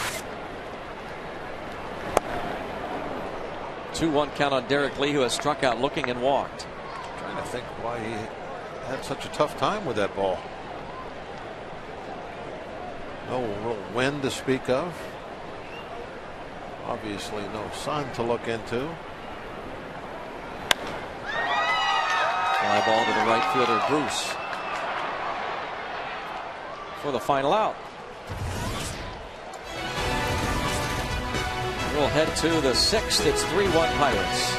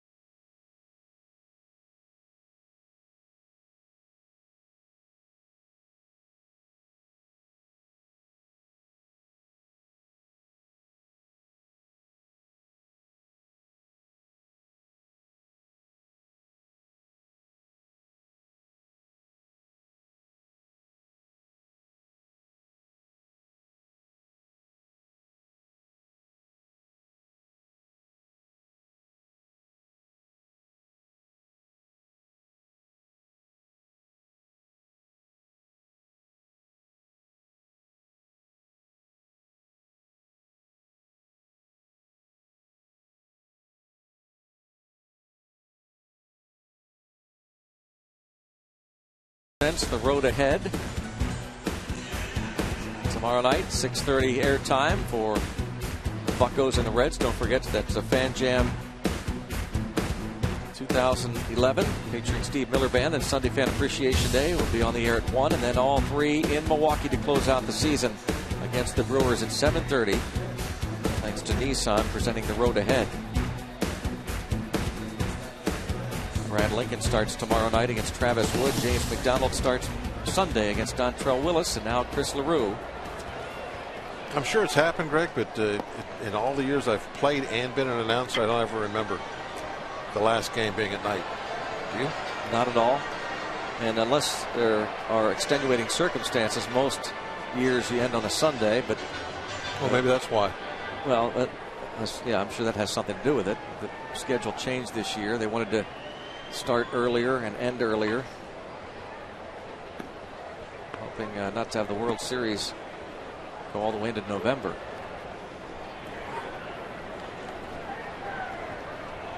Well, they must not have liked the way it turned out, because we're starting on the 5th. I know. Next season. I don't get it. So it's crazy. I thought that was the plan, and I'm like, well, why are we starting on the 5th next year then? Ending the season relatively early, regular season. September the 28th. Next year, the season will end October the 3rd.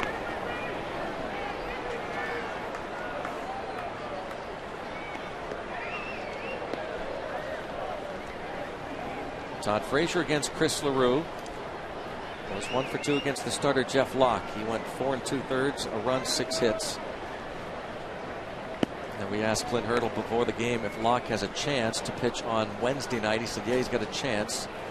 It'll be either Locke, Burris, or Aaron Thompson. Brian Burris, Aaron Thompson, Jeff Locke. All three are left-handers.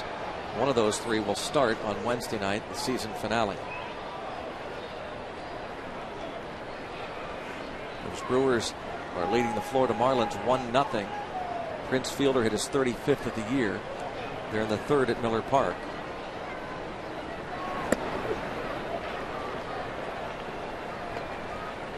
A win gets their magic number down to clinch the Central Division to 1. The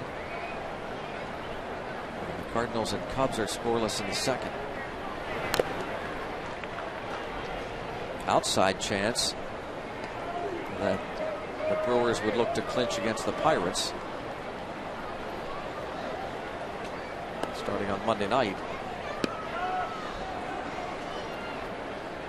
We have seen that act before at Wrigley Field a few years ago when the Cubs clinched. That's not much fun, is it, Bob? No, you never like it. Soft pop up. The shallow right center drops in on the 1-2 pitch to Frazier. I've seen it a couple times as a player. The one time I really remember was the Cubs. I think it was '89 at Three Rivers. Yeah, at Three Rivers. Sutcliffe struck out Joe Orslak to end that one. See the Braves up. It's almost like a reminder of your failure, especially if you had any aspirations of being a good team, as I think the Pirates did in '89 after the pretty good '88 season, and then to have another club take your division and on your field, you don't like that. On the road, maybe it's not so much of a problem. You're in their ballpark, no big deal, but you don't like it to happen in front of you in your own ballpark. I think what bothered me most about that Cubs division win and clinching in '89 you're talking about? No, at Wrigley 5 years ago, I guess it was now, was the fact that some of the players the Pirates traded to the Cubs helped contribute to their clinching. It stung a little bit more maybe because of that.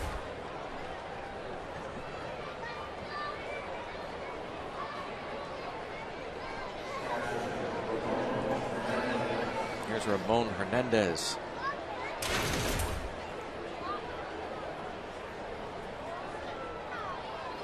Hernandez has singled and grounded out. Flamethrower. Aroldis Chapman loosens in the bullpen.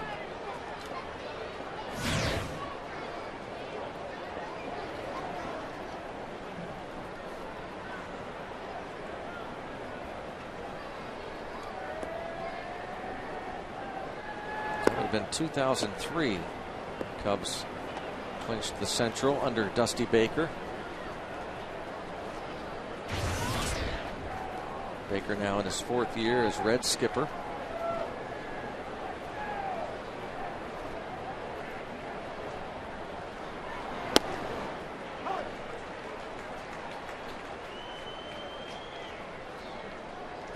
There's the popular now Reds manager, formerly of the Giants and Cubs.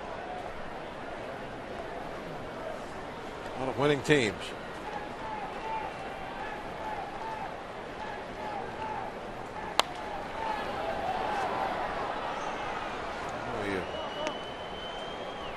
Played on some fine teams as a Dodger.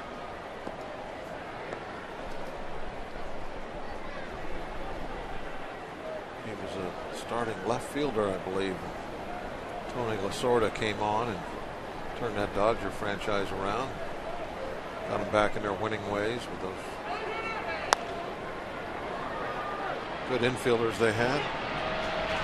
We talked about that when we were in LA. Ron Say, Bill Russell, Lopes, Garvey. And Dusty was out in left field, yeah, I think, then. Dusty had some great championship series against the Phillies. Montreal in 1981 with the Dodgers. Career batting average in league championship series of .371. Getting it done when it counts. Went to 3 World Series, all 3 against the Yankees, 77, 78, and 81. Dolman out to talk to LaRue with Janisch at the plate.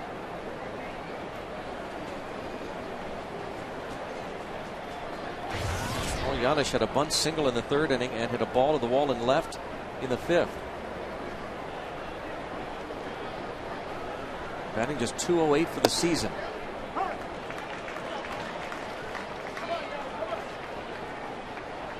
Struggled as the starting shortstop at the beginning of the year.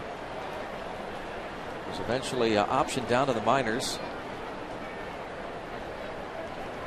And returned when Zach Cozart got hurt. Cozart, in his short tryout over a couple week stretch, hit .324, then he got hurt.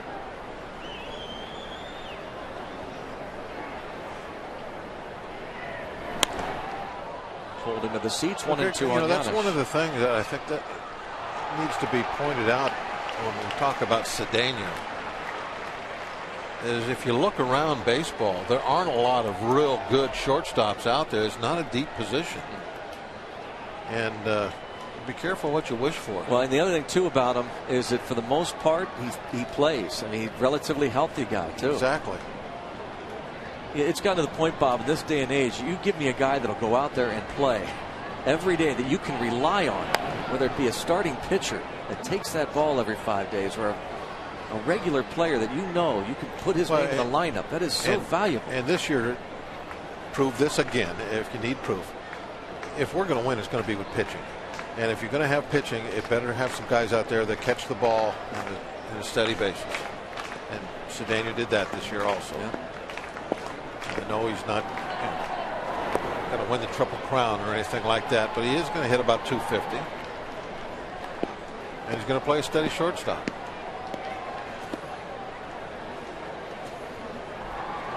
And in the scheme of things, you look at numbers and salaries, relatively inexpensive for his veteran status. I'm not trying to say that promote his that's return. the long-term answer out there at short. I'm just saying that there's not a lot of better shortstops.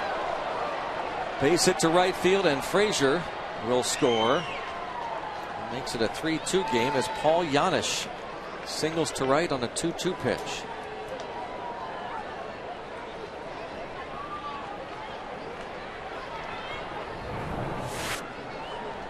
See where that ball was. Up and away. Janisch just went with it. Banged it through that hole.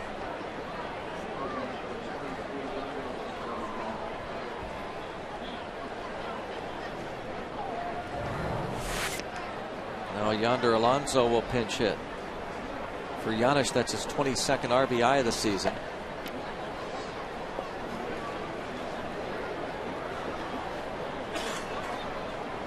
Yonder Alonso injured his right ankle first week of August, and he's been limited to pinch hitting duties for the most part ever since.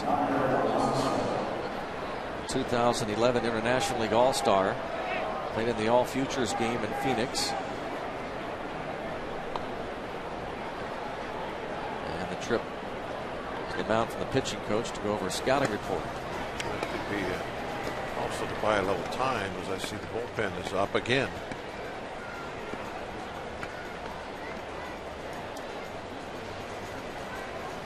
Talking about the 2012 schedule opening weekend against the cross-state rivals, the Philadelphia Phillies. The home opener is Thursday, April the 5th. Then an off day on the 6th. Then Saturday night, Sunday afternoon against those Philadelphia Phillies, April 5th through the 8th. Then the West Coast swing, Dodgers, Giants, and D-backs before the Pirates return home the 3rd week of April. Interleague play begins against the Royals in June. Pirates will be at Baltimore and at Cleveland. Twins and Tigers will visit PNC Park. 4th of July will feature the Astros. The 6-game homestand will end the season against the Reds and Braves. End of September and early October.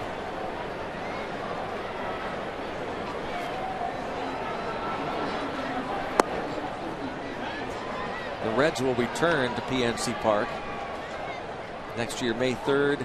Make it May 4th, 5th, and 6th weekend series.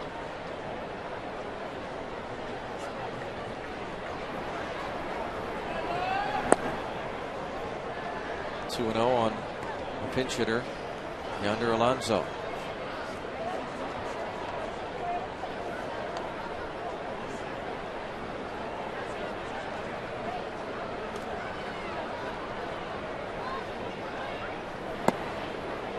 Two and one. There was a lot of talk early in the year, talking about next year's schedule of realignment. Obviously, that's not going to happen. Houston stay not only in the National League but in the Central Division. To the second baseman Walker. The first, the out, but the Reds pick up a run and trail by one as we head to the bottom of the 6th inning on Root Sports. How about this catch?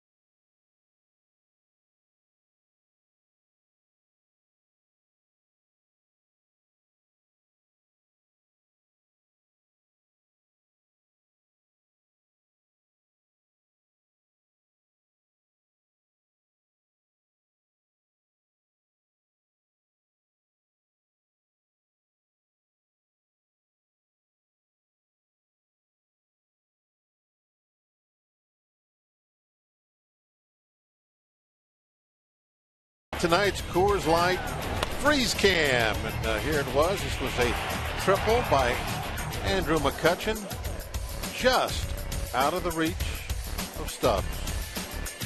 That's Coors Light Freeze Cam, brought to you by Coors Light, the world's most refreshing beer. 3-2 ball game. Pirates with the lead. See Stubbs out in center field. We have new pitcher, flamethrower.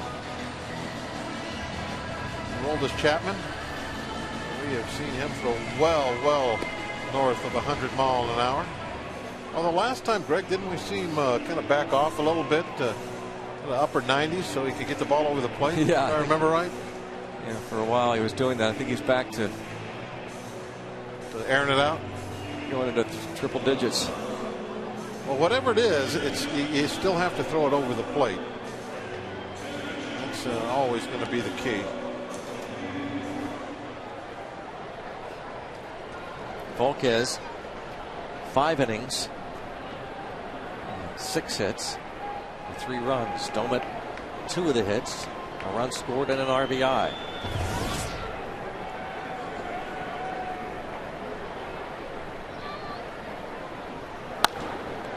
Into right field. Bruce, a nice jump on it. Hit pretty well. Time to check out the Coors Light Cold Hard Blast. Garrett Jones in the 2nd inning with Domet on at first base.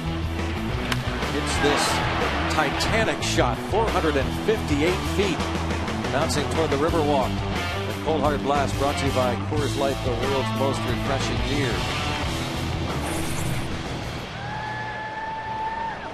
Jones with the 16th of the year made it 2-0. And Blast almost doesn't do that justice, that home run. 458. Now the longest home run here is about 460 something. Sosa's homer? Yeah, one at I'm going to say 463. That security building. Up 480s. I was wrong. I was thinking that they challenged it pretty closely. Still had a ways to go.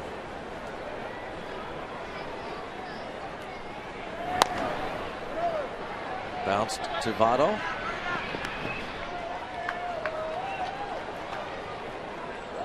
He's only throwing high 8.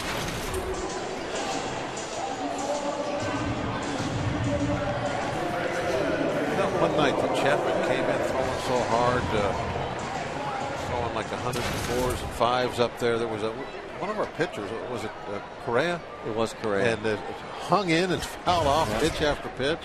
Eventually put a ball in play. Yeah. He could not throw the ball by him. He kept trying.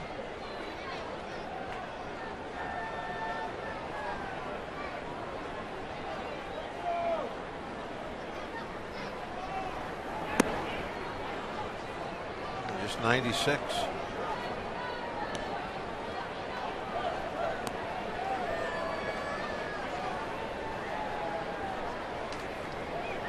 Alvarez has walked and struck out.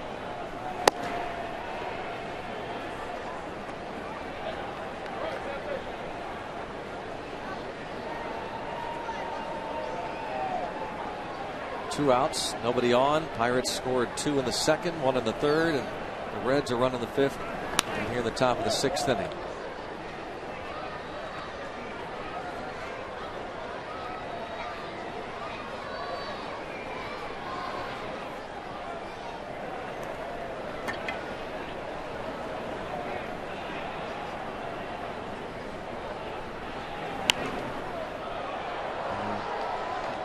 Two and two the count.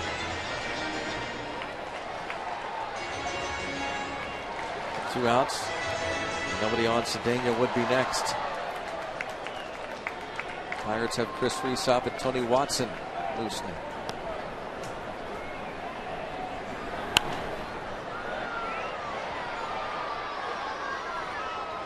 Breaking ball, 92 mile an hour. Chapman. Yeah, it's not just a fastball. Yeah. Cuban defector who signed a 6-year contract. This is his second year in the majors.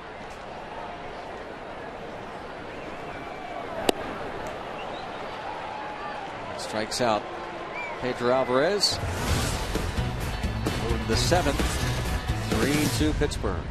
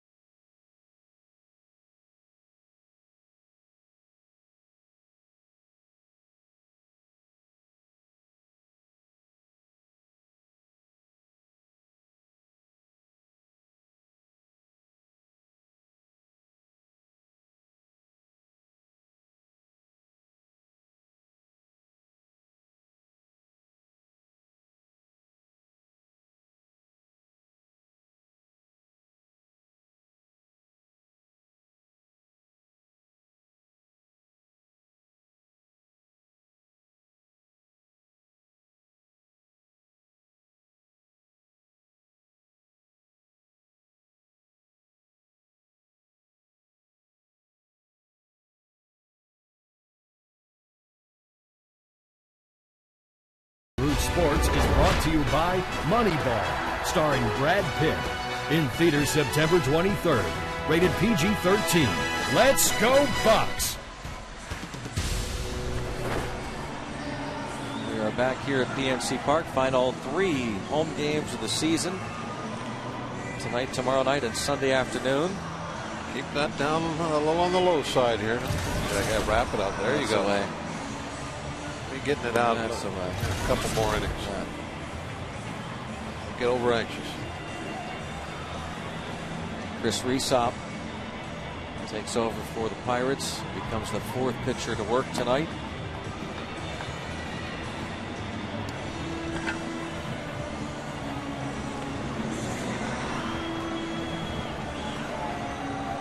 Top of the lineup. A little bit of a challenge. Phillips, a very hot hitter right now. Stubbs not so much, but then they go right into Votto and Bruce. Some pretty good power. Just a 1-run ball game. Gonna earn your money here. Phillips a walk, a fly ball to deep center, and a base hit. Also was caught stealing in the 1st inning. We mentioned earlier his .415 batting average at PNC Park over his last 10 games coming in. Resop suffering a little bit of a Correa syndrome. The splits don't make any sense. The home and road splits. 6.29 ERA at PNC Park for Resop. 2.65 on the road. Pop up. Easy play for Derek Lee.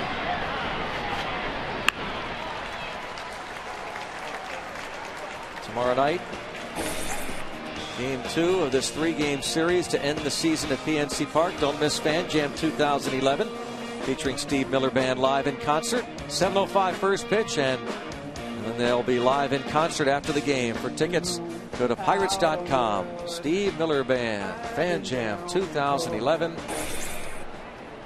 Middle game of this 3-game home-ending series.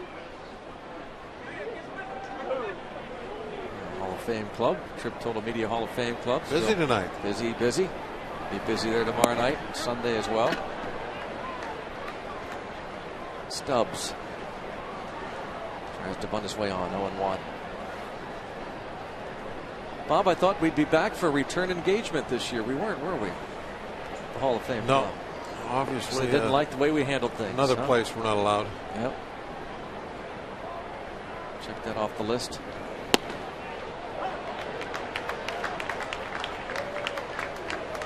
Pretty long list. Must have been that cake, huh? Is that what that? Well, I think if you'd eaten it with a fork, we'd have been all right. And not using silverware for consumption of food probably was a bad reflection on us. I suppose. What did they think they were getting when they invited us in there? Yeah.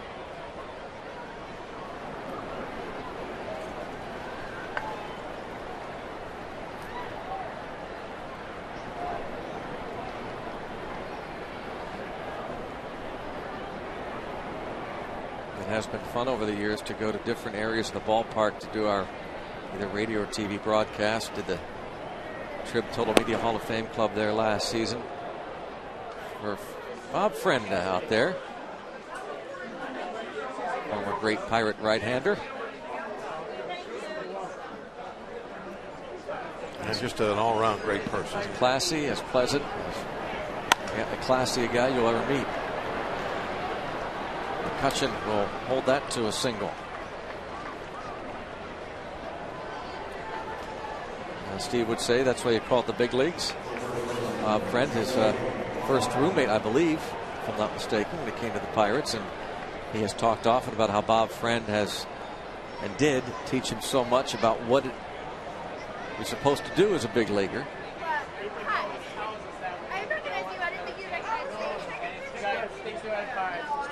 Steve will be up here in the booth tomorrow night for his final TV game of the year.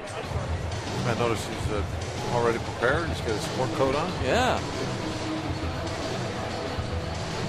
Pitching change. Tony Watson will be coming on to face Joey Votto.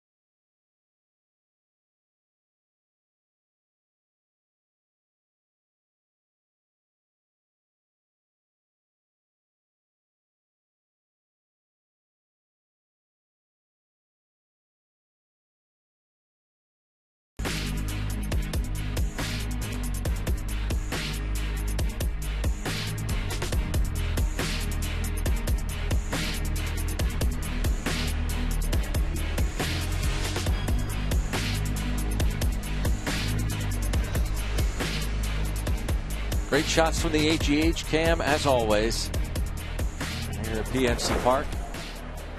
Tony Watson facing Joey Votto.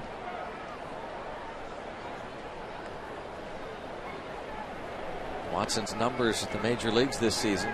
Votto tonight, broken bat, soft liner to short, a liner to center, and he bounces this ball foul outside of first. And his last time up, he doubled to left to bring home a run. He is so good in so many areas, including batting average against lefties. .337 against southpaws, 7th highest in the league, even though he himself is a left-hand hitter. And he bats .346 on the road. That's the top mark in the National League.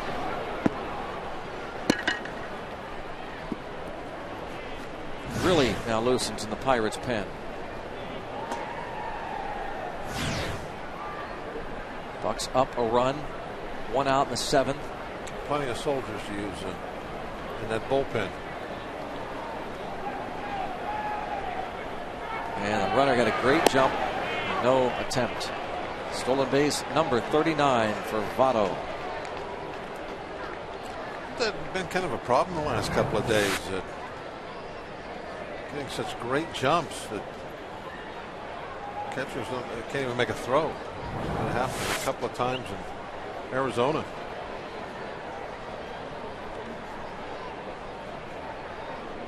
.39 for Stubbs now, and in scoring position for Votto, who has the top batting average in the league in these situations.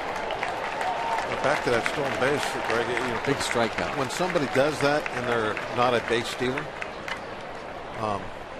that surprises you. But somebody like Stubbs, you're kind of watching him anyway. Shouldn't get that big of a steal. Good fastball inside off the plate. Votto chasing it. And again, that just shows the progress that Watson's made since he's been up here. Being able to go after a guy like Votto with his heater, and a situation that he eats up really the rest of the league. Throws it right by him. Now faces Jay Bruce. You're playing in the same division with some really good left-handed middle of the lineup hitters. 2 of them right here on this team. You got Fielder in Milwaukee, although who knows where he'll be next year. But still, nice to have a lefty in that bullpen to bring in situations like this where the game could be on the line. Moskowitz, great job. That was a 5th inning, wasn't it, when he came in? Yep, got that last out. Bruce came in and struck out. There's a lot of thought that goes into putting together a bullpen or a roster, for that matter, other than just picking your best 25 guys. You have to look a little bit. Who are the teams we're going to have to beat this year, and what are some of their strengths? What are we going to have to do to counteract that? And I think there's no doubt there's a philosophical shift too in that regard with Hurdle. And how about Tony Watson coming on and striking out Votto and Bruce? Just huge. After Stubbs had stolen second base, the rookie Watson. And we'll keep it right here. Tim DeBacco announcing the 7th inning stretch on Root Sports. Eaton Park Smiley Cookie, and join everyone watching at home on Root Sports as we sing "Take Me Out to the Ball Game."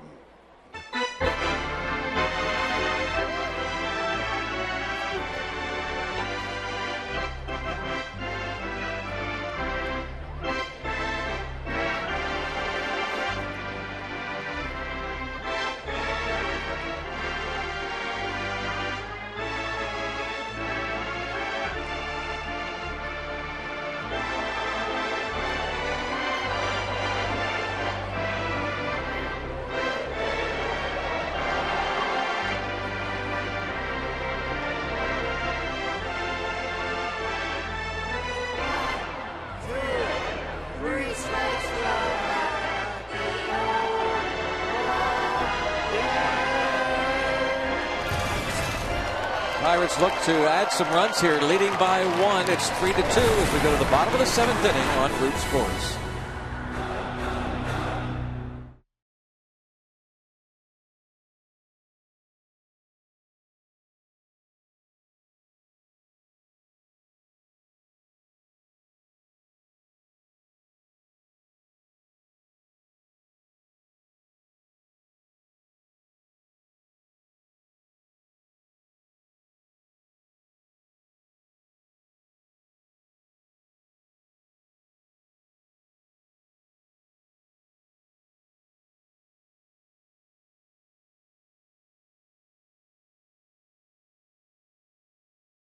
Number 7 here at PNC Park. The Ronnie Cedeno leading off against Aroldis Chapman.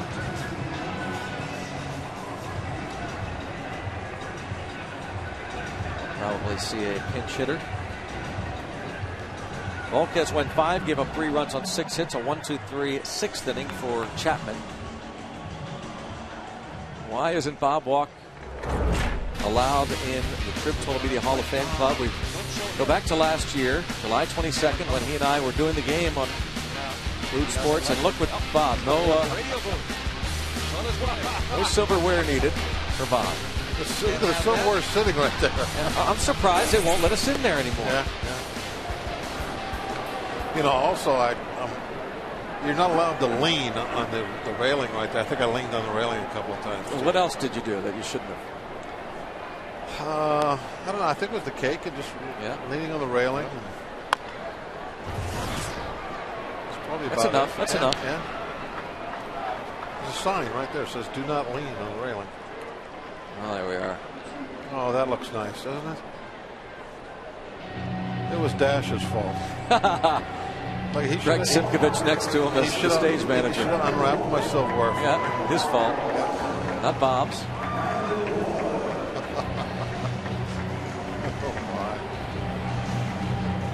Oh, that was good. Unbelievable. That's amazing. You really cannot get away with anything, can you? No. It's incredible. I didn't know they had a spy cam that day. Yeah, yeah. They used to hide the spy cams. Now it's just right there. There it is. They don't even try to hide it anymore. Nice to know it doesn't take Adam but 30 seconds to find that, too, in his library.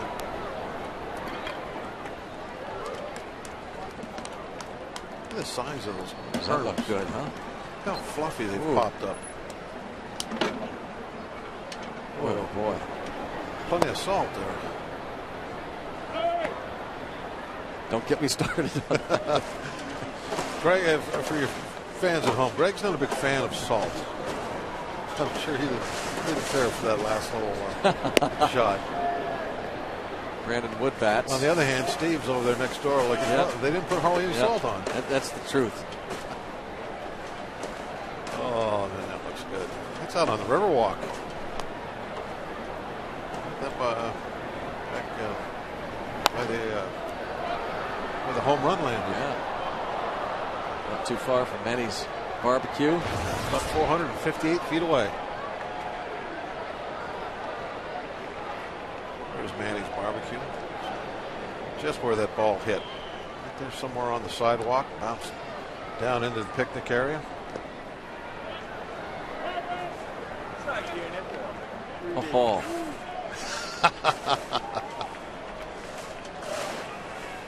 Jerry Shad working that out there. Yeah. Realize Jerry did that. Let him out of the trailer.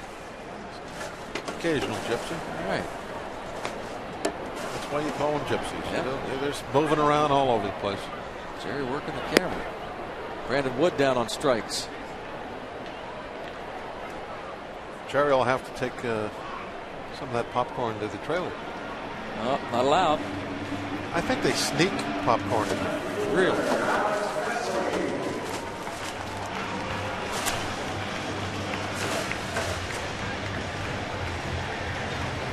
Well, that is one large bag of popcorn, huh? That's just enough for People on TV drive a steep bargain. See, it is going to the trailer. Yep. You hear that? Yep. Hello.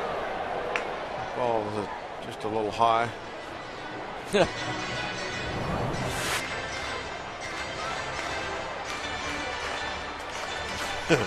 Yikes. That's all right. He only throws 100 mile an hour.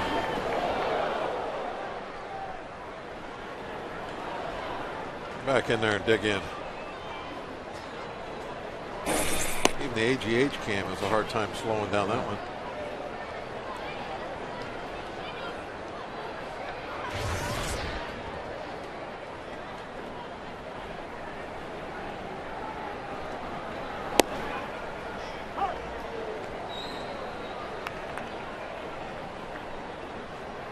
Presley 1 for 3.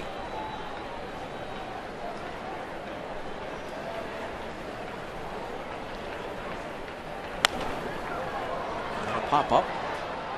So Chapman's going to have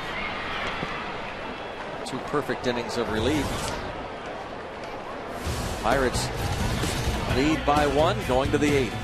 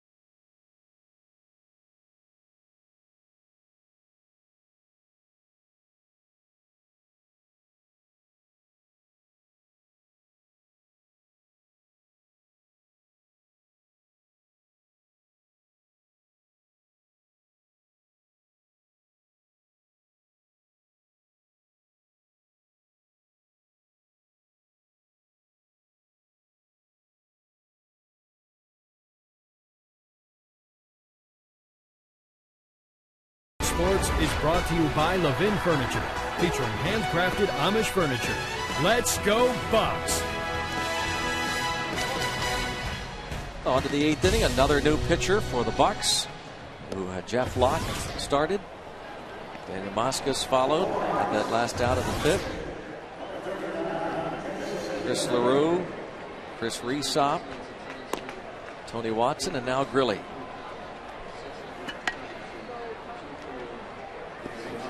Start thinking about the bullpen for next season, you come up with a lot of names real quick.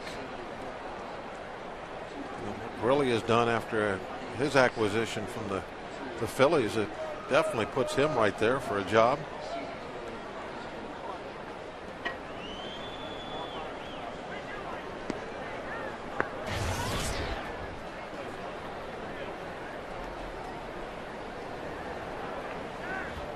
Todd Frazier, a couple of hits. 1 for 2 against the starter, Locke. Singled off LaRue to start the 6th and scored. The bullpen always the most competitive. Jared Hughes, he's pitched extremely well since being called up. We haven't seen all that much of him. I think just 9 innings of work or so.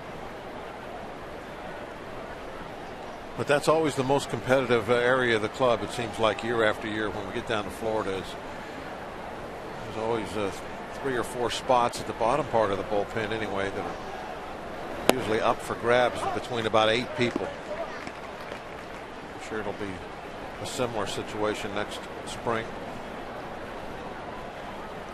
Serich very happy with the work of his pitchers pre-All-Star game, not so much post-All-Star game.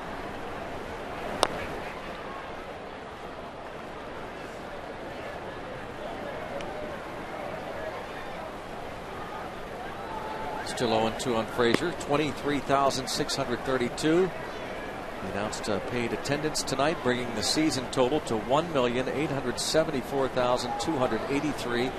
It's the 4th largest season attendance figure in Pittsburgh Pirates history. Swing and a miss. Grilli strikes out Frazier to start the 8th.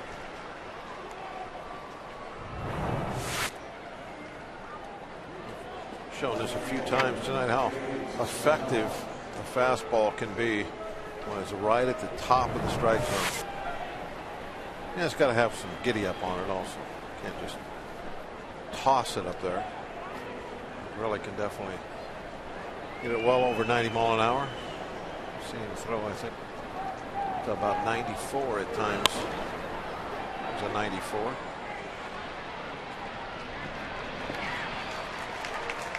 Two down, and now Ramon Hernandez.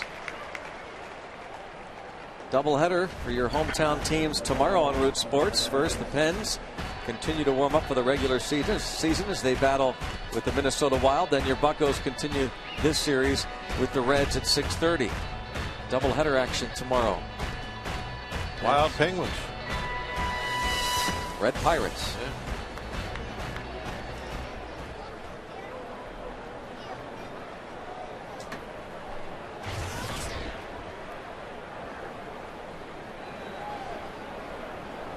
Famous pirate, Redbeard. Yep. An Irish pirate? Must have been, huh?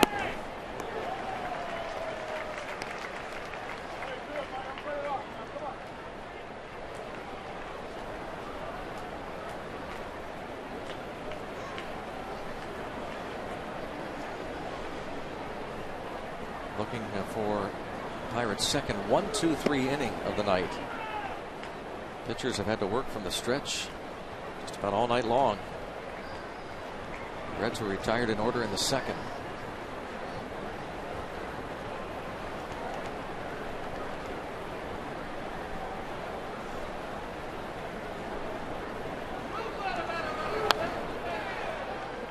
One and two on Ramon Hernandez.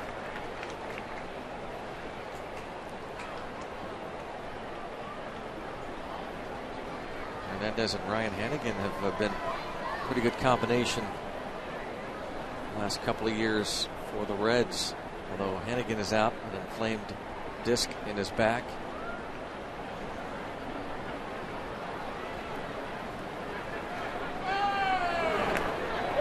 Swing and a miss, and now Domit not going to be able to get the out. Strikeout wild pitch.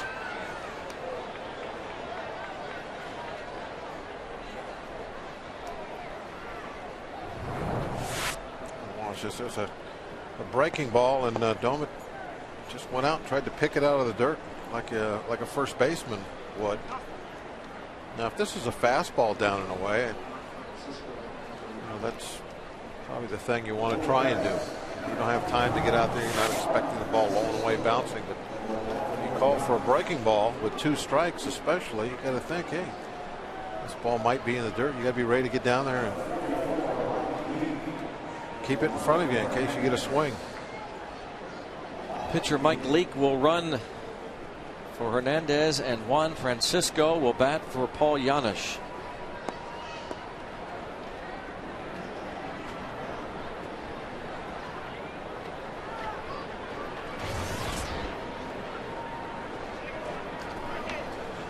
Ray Surge wants to call time. Talk about Francisco with Grilli.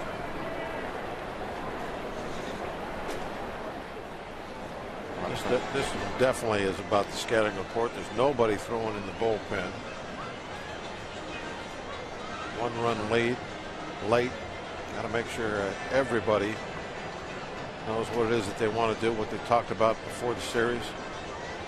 It has become so commonplace these days. The pitching coach comes out almost seems like any time, especially in September. Pinch hitter comes up, player that maybe the pitcher is unfamiliar with. Juan Francisco recalled on September the 1st from Louisville.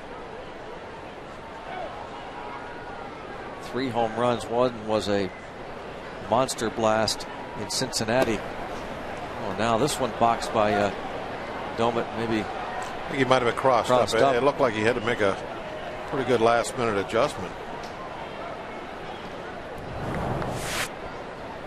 Watch the way he goes after that. See, he have to turn his glove right the last little bit. He either got crossed up or he was just really indecisive and changed his mind about how he was going to catch that ball a little too late.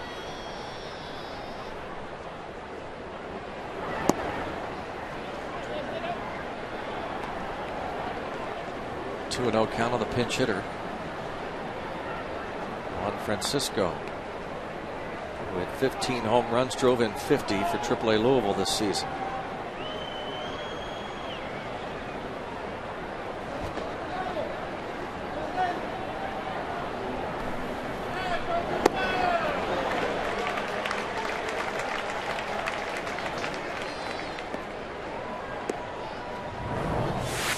Like he chased a bad one down and away. Yes, he did. He's trying to pull that ball also. Over the Clemente wall for the win. At least put the Reds up by 1.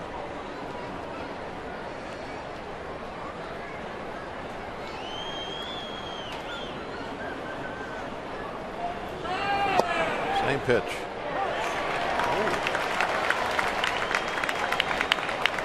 Take a look at our strike zone. That hang in there? No, it didn't. It was quite a ways off.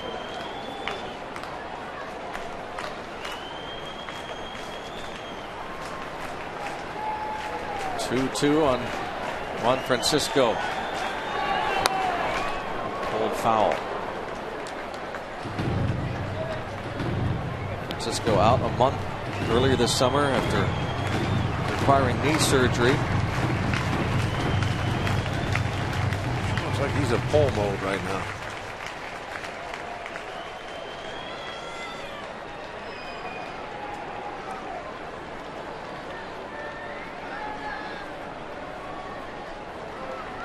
They're gonna go slider again.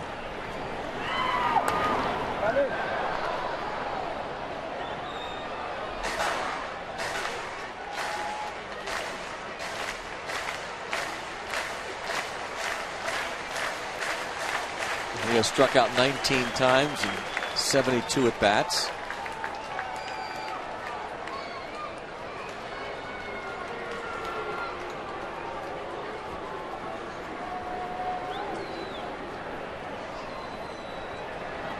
Another 2-2 pitch from Grilli. Got him. High fastball. Grilli strikes out 3. Essentially getting 4 outs.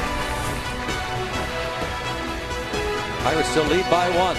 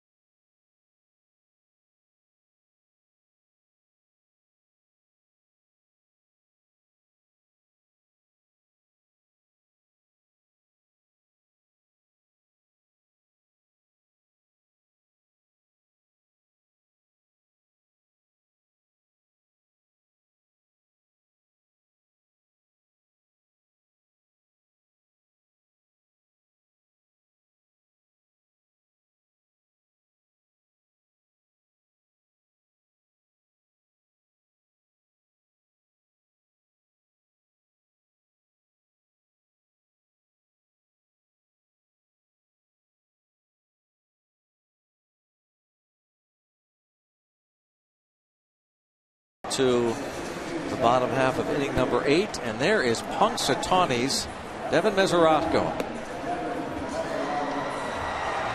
What a thrill that must be for the former first-round pick of the Reds. Edgar Renteria at short, and Sam LeCure does the pitching.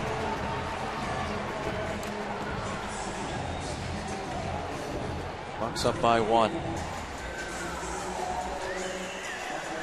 We talked to him before the game, Devin, about how many people would be coming out here, and he kind of sheepishly said, well, I know my mom and dad had 650 t-shirts made up. I don't know if they're all going to be here, but that is the favorite son of Punxsutawney for sure. That's about as good a turnout as I've seen anybody get in a while. And they put them all in red shirts so that they stand out. I'd be very proud of that support.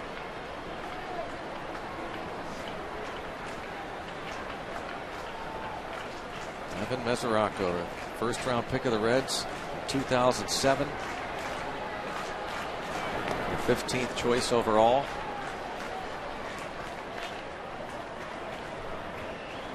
The Pirates picked Daniel Moscos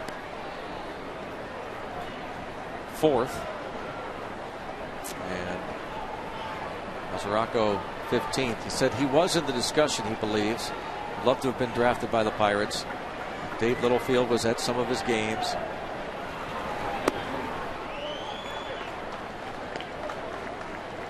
Two and 1 on Neil Walker. A couple of local products right there at the batter's box. Pittsburgh's Neil Walker, Punxsutawney's Devin Mesoraco. Walker, McCutchen, and Lee.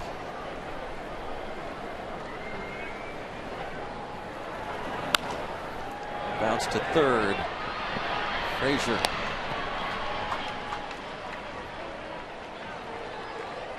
One away. This Sunday, Pirates and Reds 135, final home game of the season. Fan Appreciation Day, and it's Kids Day. All youngsters 14 and under will get a growth chart featuring Andrew McCutchen, courtesy of Hochstetter Printing. There it is. We invite you to come out early for the #1 Cochran Kids Fun Zone right outside the ballpark on Federal Street. And youngsters invited to run the bases thanks to H.K. Anderson Pretzels. Go to Pirates.com for tickets.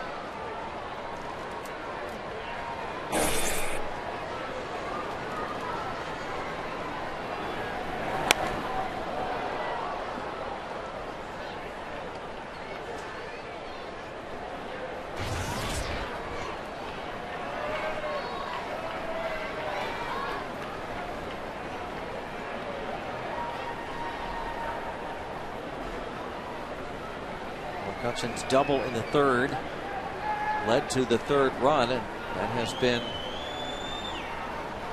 one that's kept the Pirates on top. Scored on the Domet single. It all happened with 2 outs. On McCutchen doubled, Derek Lee walked, and then Domet singled off starter Edinson Volquez. Garrett Jones had a 2-run homer in the second.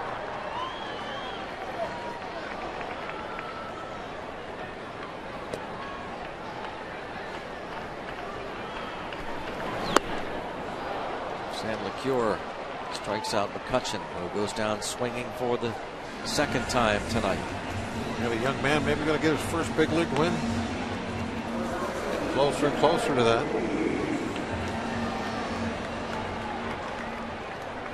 No? Derek Lee to the plate. Struck out, walked, and flied out. Walk didn't go 5. Trying to think of who they might give that win to tonight. Always interesting. It was the 5th inning when Moscos came in and got the last out. Yeah. 4 2/3. It'll be up to the official score. I think it's Tony Krismanich tonight to decide who pitched most effectively. Well, Moscos got that big out, even though it was just one. He struck out Bruce with runners at second and third to end the 5th inning. Obviously, it was a pretty big play. LaRue gave up a run. Watson came his in. inning. Pitched Yeah, very Watson well. was tremendous in the 7th. Nothing clear cut. Well, that's a shame that Long couldn't get that one more out.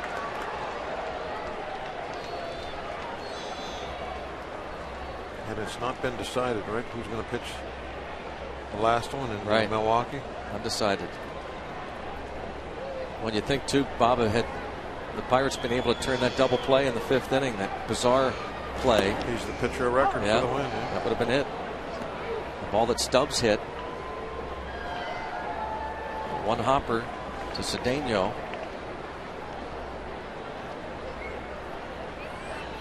Walker, instead of tagging the runner who was on second, Volquez, stepped on the bag, forcing the runner between first and second, Phillips. Shallow right. And the catch made. Well, it is hammer time, looking for save number 40. And he get it.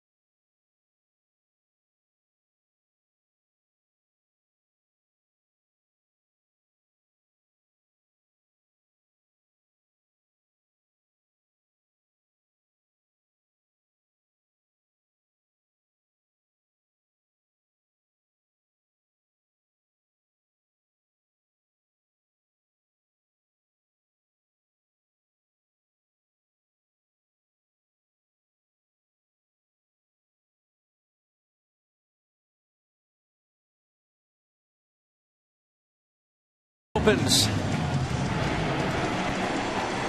Here he comes. Looking for save number 40.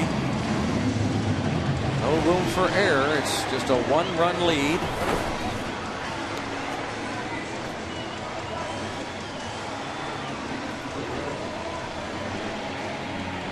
There are his numbers. The Pirates has certainly accomplished finding themselves an excellent closer this year. Hanrahan looks like he'll be taking care of that position for quite some time. Xavier Paul out in right field will be in the 9 spot. We were talking about Chris Heisey earlier. He will bat for the pitcher LeCure. 257 at bats and 17 home runs. 47 RBIs. You figure a regular season is about 550, so just you double his, gives you 34 home runs and 94 RBIs.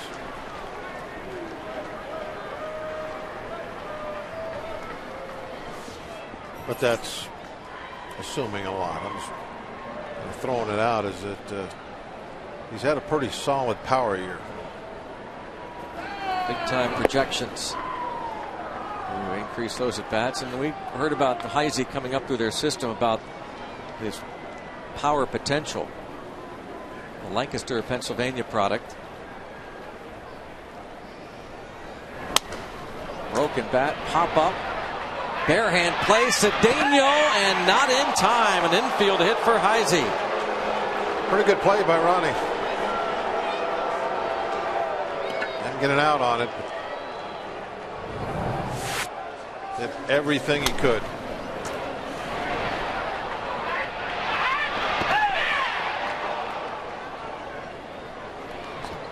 Nice little pickup by Derek Lee. Over on the other end.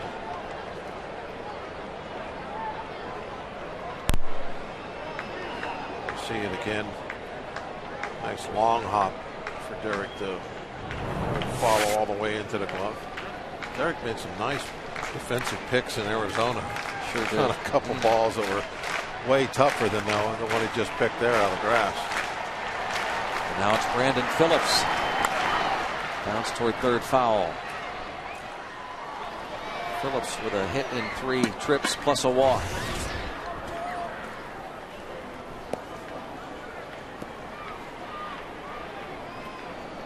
Phillips 3 for 10 in his career against Hanrahan.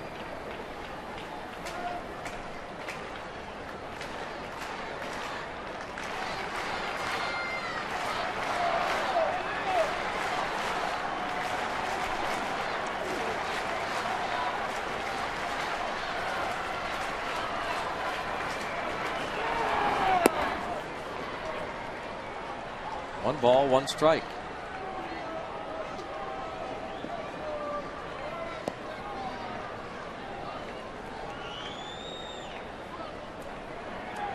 Pirates look to win their 9th of the season series over Cincinnati.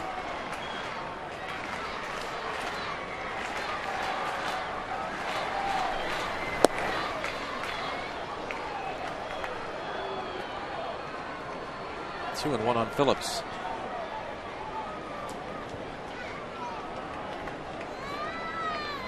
Reds have said they will bring him back, pick up his $12 million option for next year.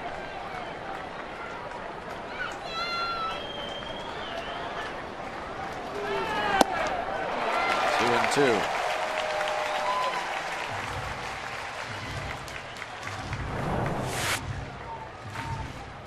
That fastball right by him on the inside. Hanrahan has gone to that fastball quite a bit, especially the second half. So I'll break out that slider a little more on Tuesday in Phoenix when he picked up the save for Charlie Morton in that 5-3 win over the D-backs. And bounced through the left side. And it's first and second with no one out. Yeah, Greg, I was thinking about Brandon Phillips and that little thing he was doing with his eyes earlier where he kept looking. I wonder, see that base hit on the bottom of the strike zone at the ground ball that pulled it in the hole. That's the second time he's done that, isn't it? Yeah. But I was thinking about the eye thing as he was hitting there, and I've heard some hitters talk about a little exercise they do with the eyes. Freddie Sanchez used to do this. He would look away and then look back a couple of times as he's setting up so he could kind of refocus and everything would be sharper when he would look away and come back. I wonder if Brandon Phillips is doing that. If that movement of his eyes is not really him like looking at the bat, what it looks like he might be doing, but he's just looking away and then coming back to the pitcher instead of just staring there, you know, waiting and waiting and waiting. I'll bet you that's what it is he's doing. That's similar. Freddie used to move his whole head. Well, Phillips, I think, is just moving his eyes. Just a little focusing trick that I know that Freddie used to talk about a lot. Ball punted in the air, foul. Big time trouble spot here for Hanrahan and the Pirates, with Stubbs trying to move the runners for Votto. He'd like a strikeout. He's a strikeout pitcher, and this is where he'd like to get one.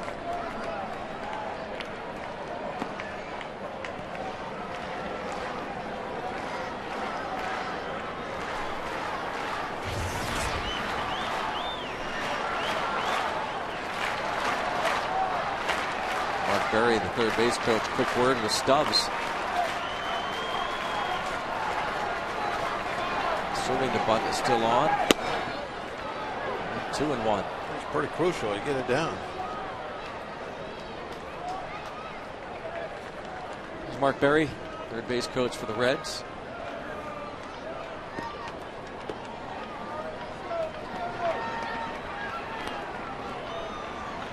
Derek Lee creeping in from first. Alvarez to hold his ground. It's bunted, and Lee will throw to third and get the out there. Second time tonight they've had a poor bunt trying to move somebody to third.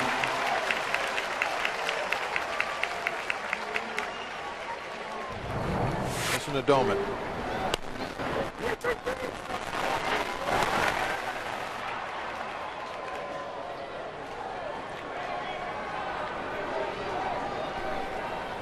And all that open area going toward third. That's where you have to make it. Alvarez back of the shot there. See him breaking back toward the bag. If you bunt it at him, he can't do that. He's got to come get the ball. And there's no way then to get a guy at third base. You have to make the third baseman field the bunt. Now it's Hanrahan against Votto, who tonight has hit a broken bat, soft liner to short, lined out hard to center, doubled to left, and struck out.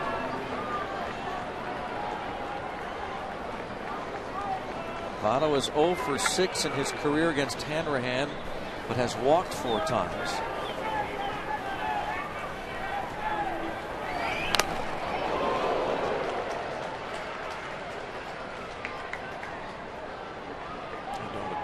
Pretty good hit right there. Winters didn't give him the ball. He walked around and threw it out himself. Going to give Doman a little extra time to clear the cobwebs.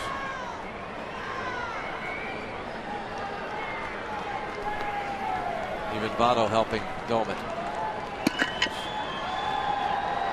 Stepped way out of the box. Yep, let's see, he's asking, you all right? Ready to go? Okay. Very professional. I like that, right? Yep.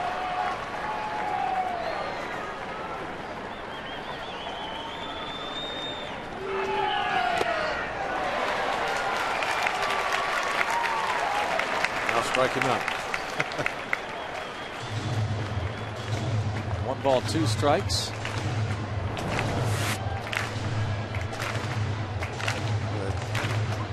Great fastball. Can do so much with it. Put that on the inside corner and throw it by a hitter as good as Votto.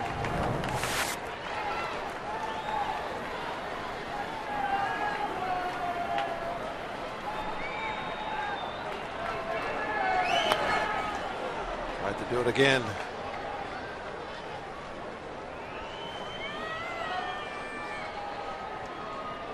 Joey Votto, the Canadian native, turned 28 a couple of weeks ago. MVP of the National League last season. 324 batting average, 37 homers, drove in 113. And Hanrahan goes to the slider there to get him.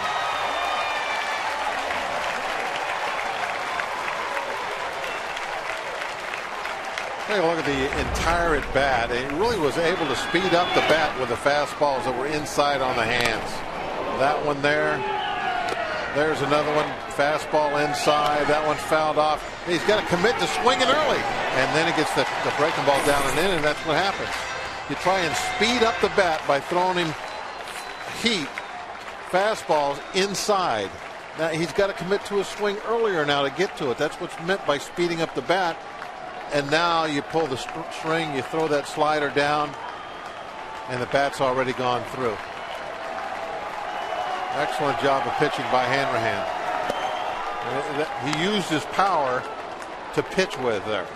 Well, that wasn't all just reaching back and trying to throw the ball as hard as he could. He had good location with the fastball, was able to kind of get into the head of Votto a little bit, and then finished him off with that hard slider. Falls behind Bruce, 2-0. Bruce 0 for 4, 2 strikeouts. 3 for 9 in his career against Hanrahan. 2 of those 3 hits home runs. 2-0. Hanrahan looking for his 40th save. And the runners will break. So 2 men in scoring position now, uncontested. Lucky go-ahead run walk to second base.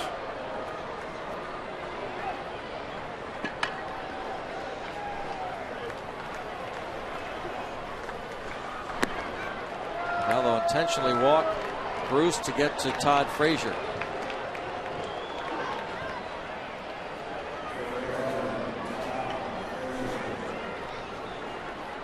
The double steal gets 2 men in scoring position, but it takes the bat out of Bruce's hand, and it's up to Frazier, the rookie. A couple of hits tonight. You know, the question there, strategy-wise, you want to pitch to Bruce with the tying run at second, or Frazier with the go-ahead run at second. Pirates deciding that they would rather pitch to Frazier with the go-ahead run out there.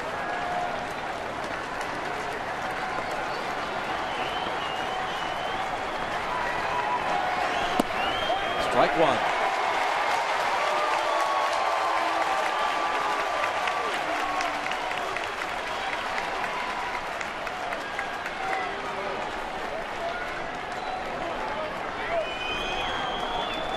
Full dugout.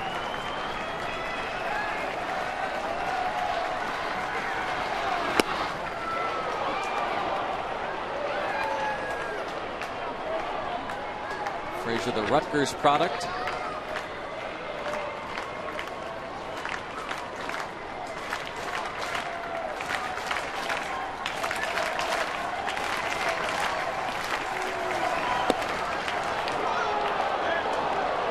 Ball taken, 2-1.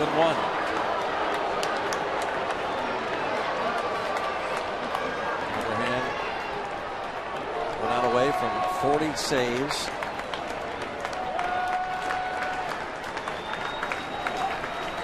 Mike Williams had 46 in 2002. Jose Mesa had 43 in 2004. And now it's 2-2. Well, that wasn't really anything fancy there. Not necessarily pitching. This is just wearing back. I'm going to throw 97. I'm going to throw it for a strike. It's a 2-ball count. The bases are loaded. And see what you got. Do it by him. You assume the same thing's coming here? Well, because he's back into a 2-2 count, he can throw that breaking ball if he wanted to. Oh, just missed with a fastball and maybe a flinch from Mike Winters. And now he's pretty much locked into the fastball. He's off the plate quite a bit. 3-2. No place to put Todd Frazier. The tying run is 90 feet away. He'll be off with the pitch.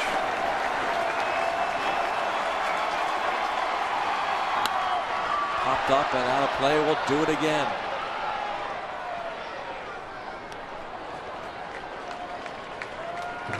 The rookie Todd Frazier facing one of the top closers in baseball, Joel Hanrahan.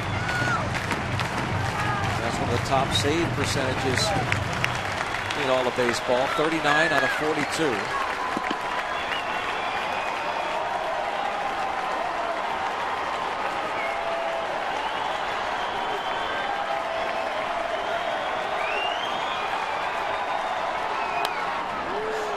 In there, pouring it down the middle at him.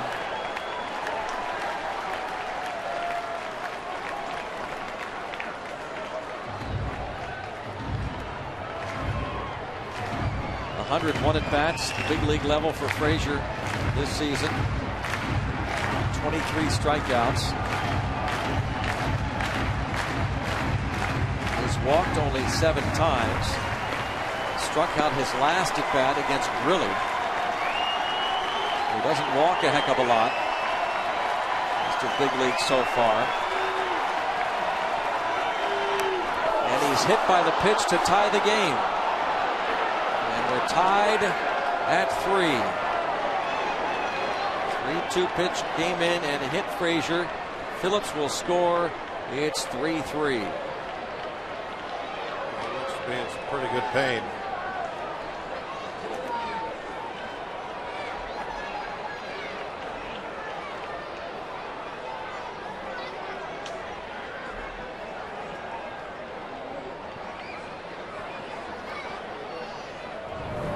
Phillips scores the tying run on this pitch. Right in the back of the left hand. A lot of players that have been around for a long time don't wear a pad on the back of their batting glove just for that reason.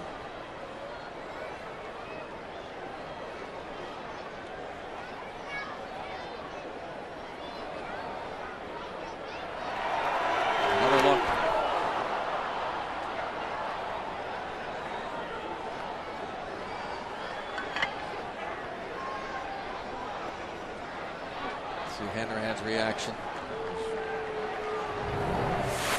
Pretty upset with himself.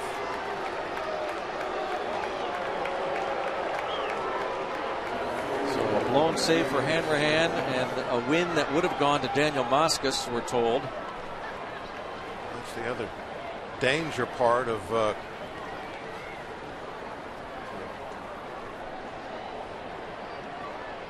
bases being loaded. There's no room for error as far as a walk or hitting somebody, anything like that. Now the batter, another rookie, Dave Sapelt. Chris Heisey started it with the infield broken bat single. Phillips had the ground base hit to left. The bunt by Stubbs, the force went to third, and after the strikeout of Votto, the double steal, Bruce walked intentionally. Fly ball to McCutchen. So the Pirates will try to win it now in walk-off fashion. 31 pitches for Joel Hanrahan. Not able to close it down. Ryan Doman will lead off the bottom of the ninth.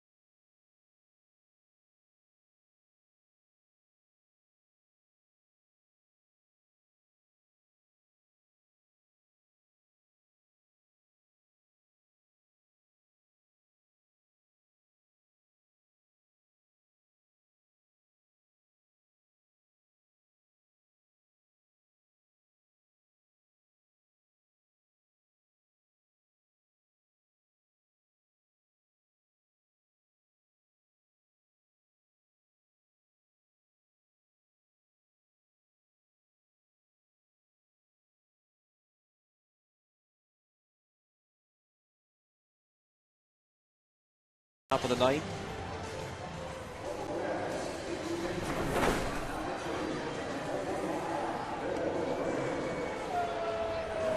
We had a little broken bat infield hit. Ground ball gets through the infield.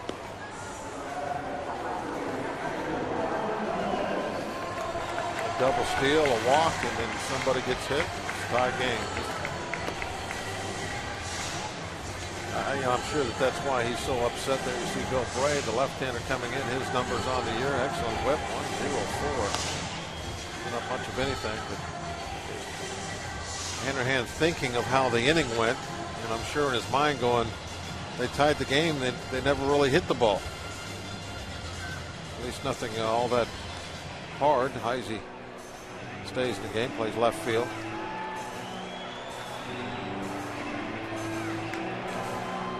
Frazier still in there after being hit by the pitch.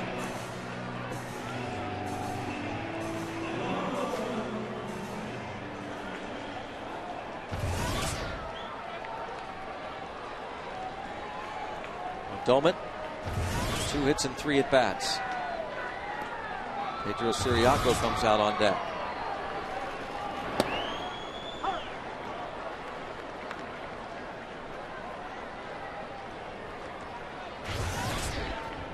Looks like Domet's going to finish the year over 300. Average up to 306.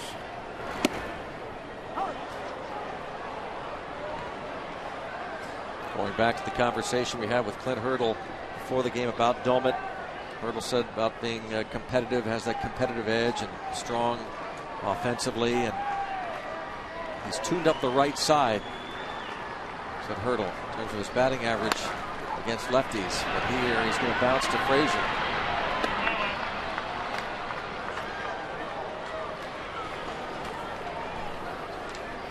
One up and one down, and now Ciriaco takes a seat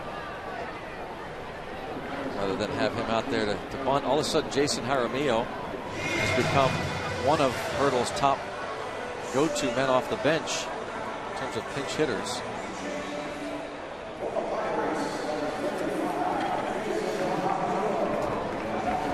Ryan Ludwig is available, but Dusty Baker has a righty loosening.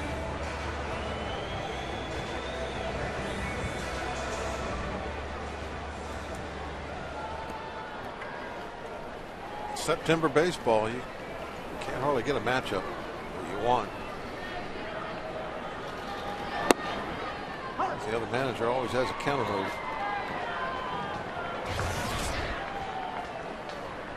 Full bench, big bullpens. Of course, it almost makes you wonder about Ludwig's health, because this would seem to be the time with Alvarez on deck. Maybe he'd pinch hit Ludwig for Alvarez.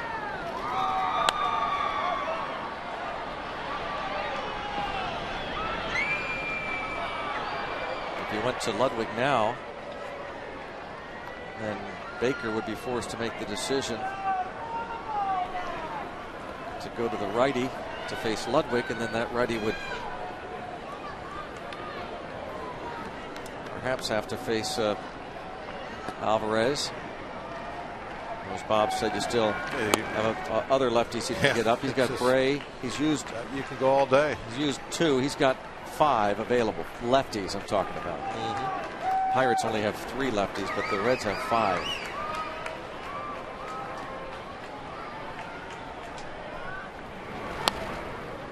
Two and 2 on Jaramillo, batting for Hanrahan.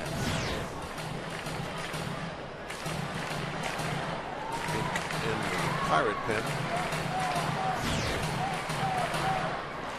11 straight Pirates have been retired since the McCutcheon triple. Harrison's getting loose. Well, that triple came with 2 outs in the 5th, and Stubbs would argue that he should have made that catch. It's the only hit since the Domet ground single in the 3rd.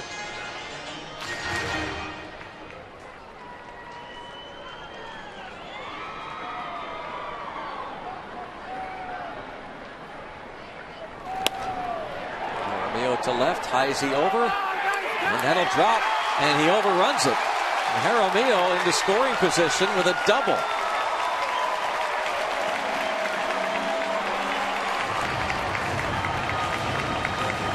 Hurdle has loved going to Jaramillo as a pinch hitter. Heisey doesn't overrun this ball.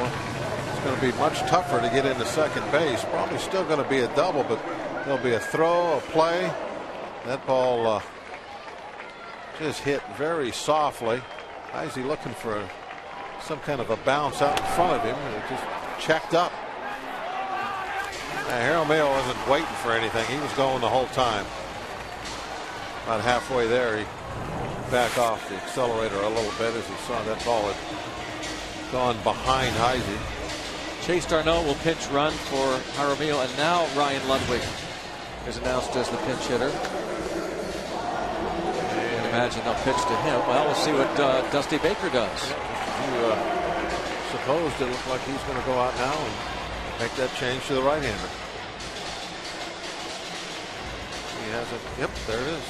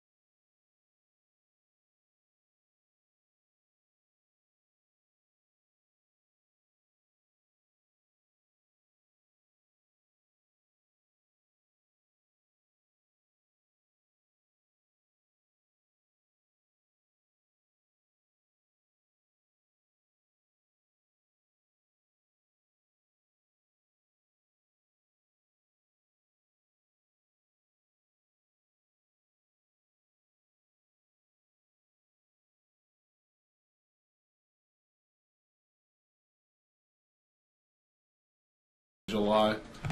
And they speak for themselves. The fan base spoke for themselves. That you put a team out that can compete and win, play good baseball, they'll show up. So we know what's available to us. We've got to do our end of the deal and complete the season. We played 3.5 good months of baseball. The question at the end of this year will be, how do we perpetuate that and play 2.5 more months of good baseball on top of 3.5 we played. Clint Hurdle talking about the fans who came out tonight, 23,632, and for the season, 1,874,283, the fourth largest season total in the 125-year history of the Pittsburgh Pirates. Ryan Ludwig bats. Darno in scoring position. Nick Massett on the mound. Awfully nice to send the folks home tonight with a walk-off win.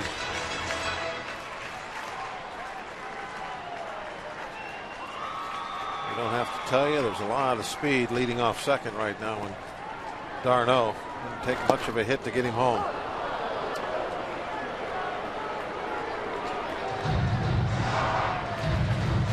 Now 0-2. Ludwig 0 for 5 with a couple of walks previously against Massett.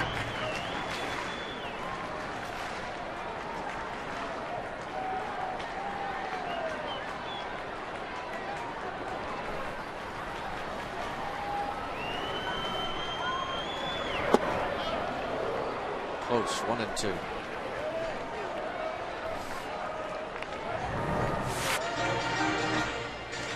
Breaking ball that just wouldn't come down into the zone. Well, maybe it did. Didn't get the call though.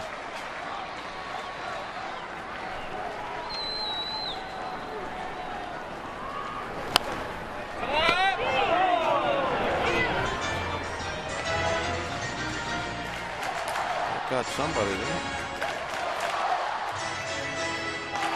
Didn't make a real good sound over there.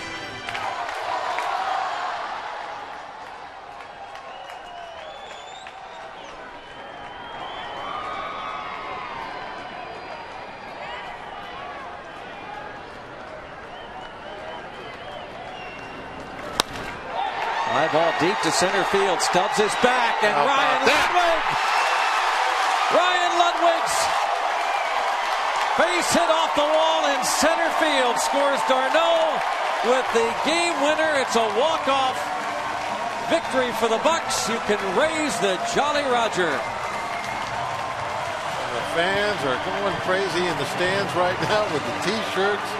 Said it didn't take much of a hit. Well, that was a big hit. Drove it off the wall. Stubbs just said heck with that, gave up. Had no chance to get back to make that play. What a big pinch hit for Ludwig.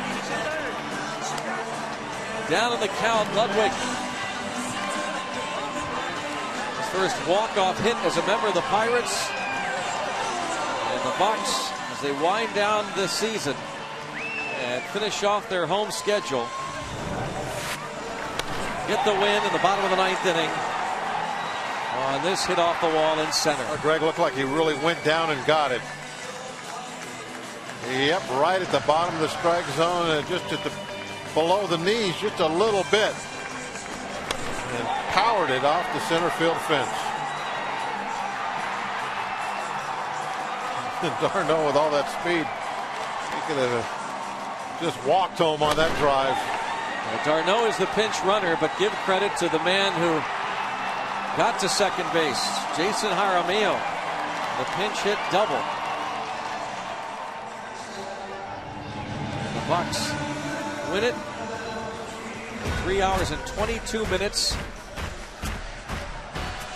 And it was well worth it for the folks who got a chance to see it. Defeating the Reds, going 9-4 against Cincinnati this season. More to come coming up next.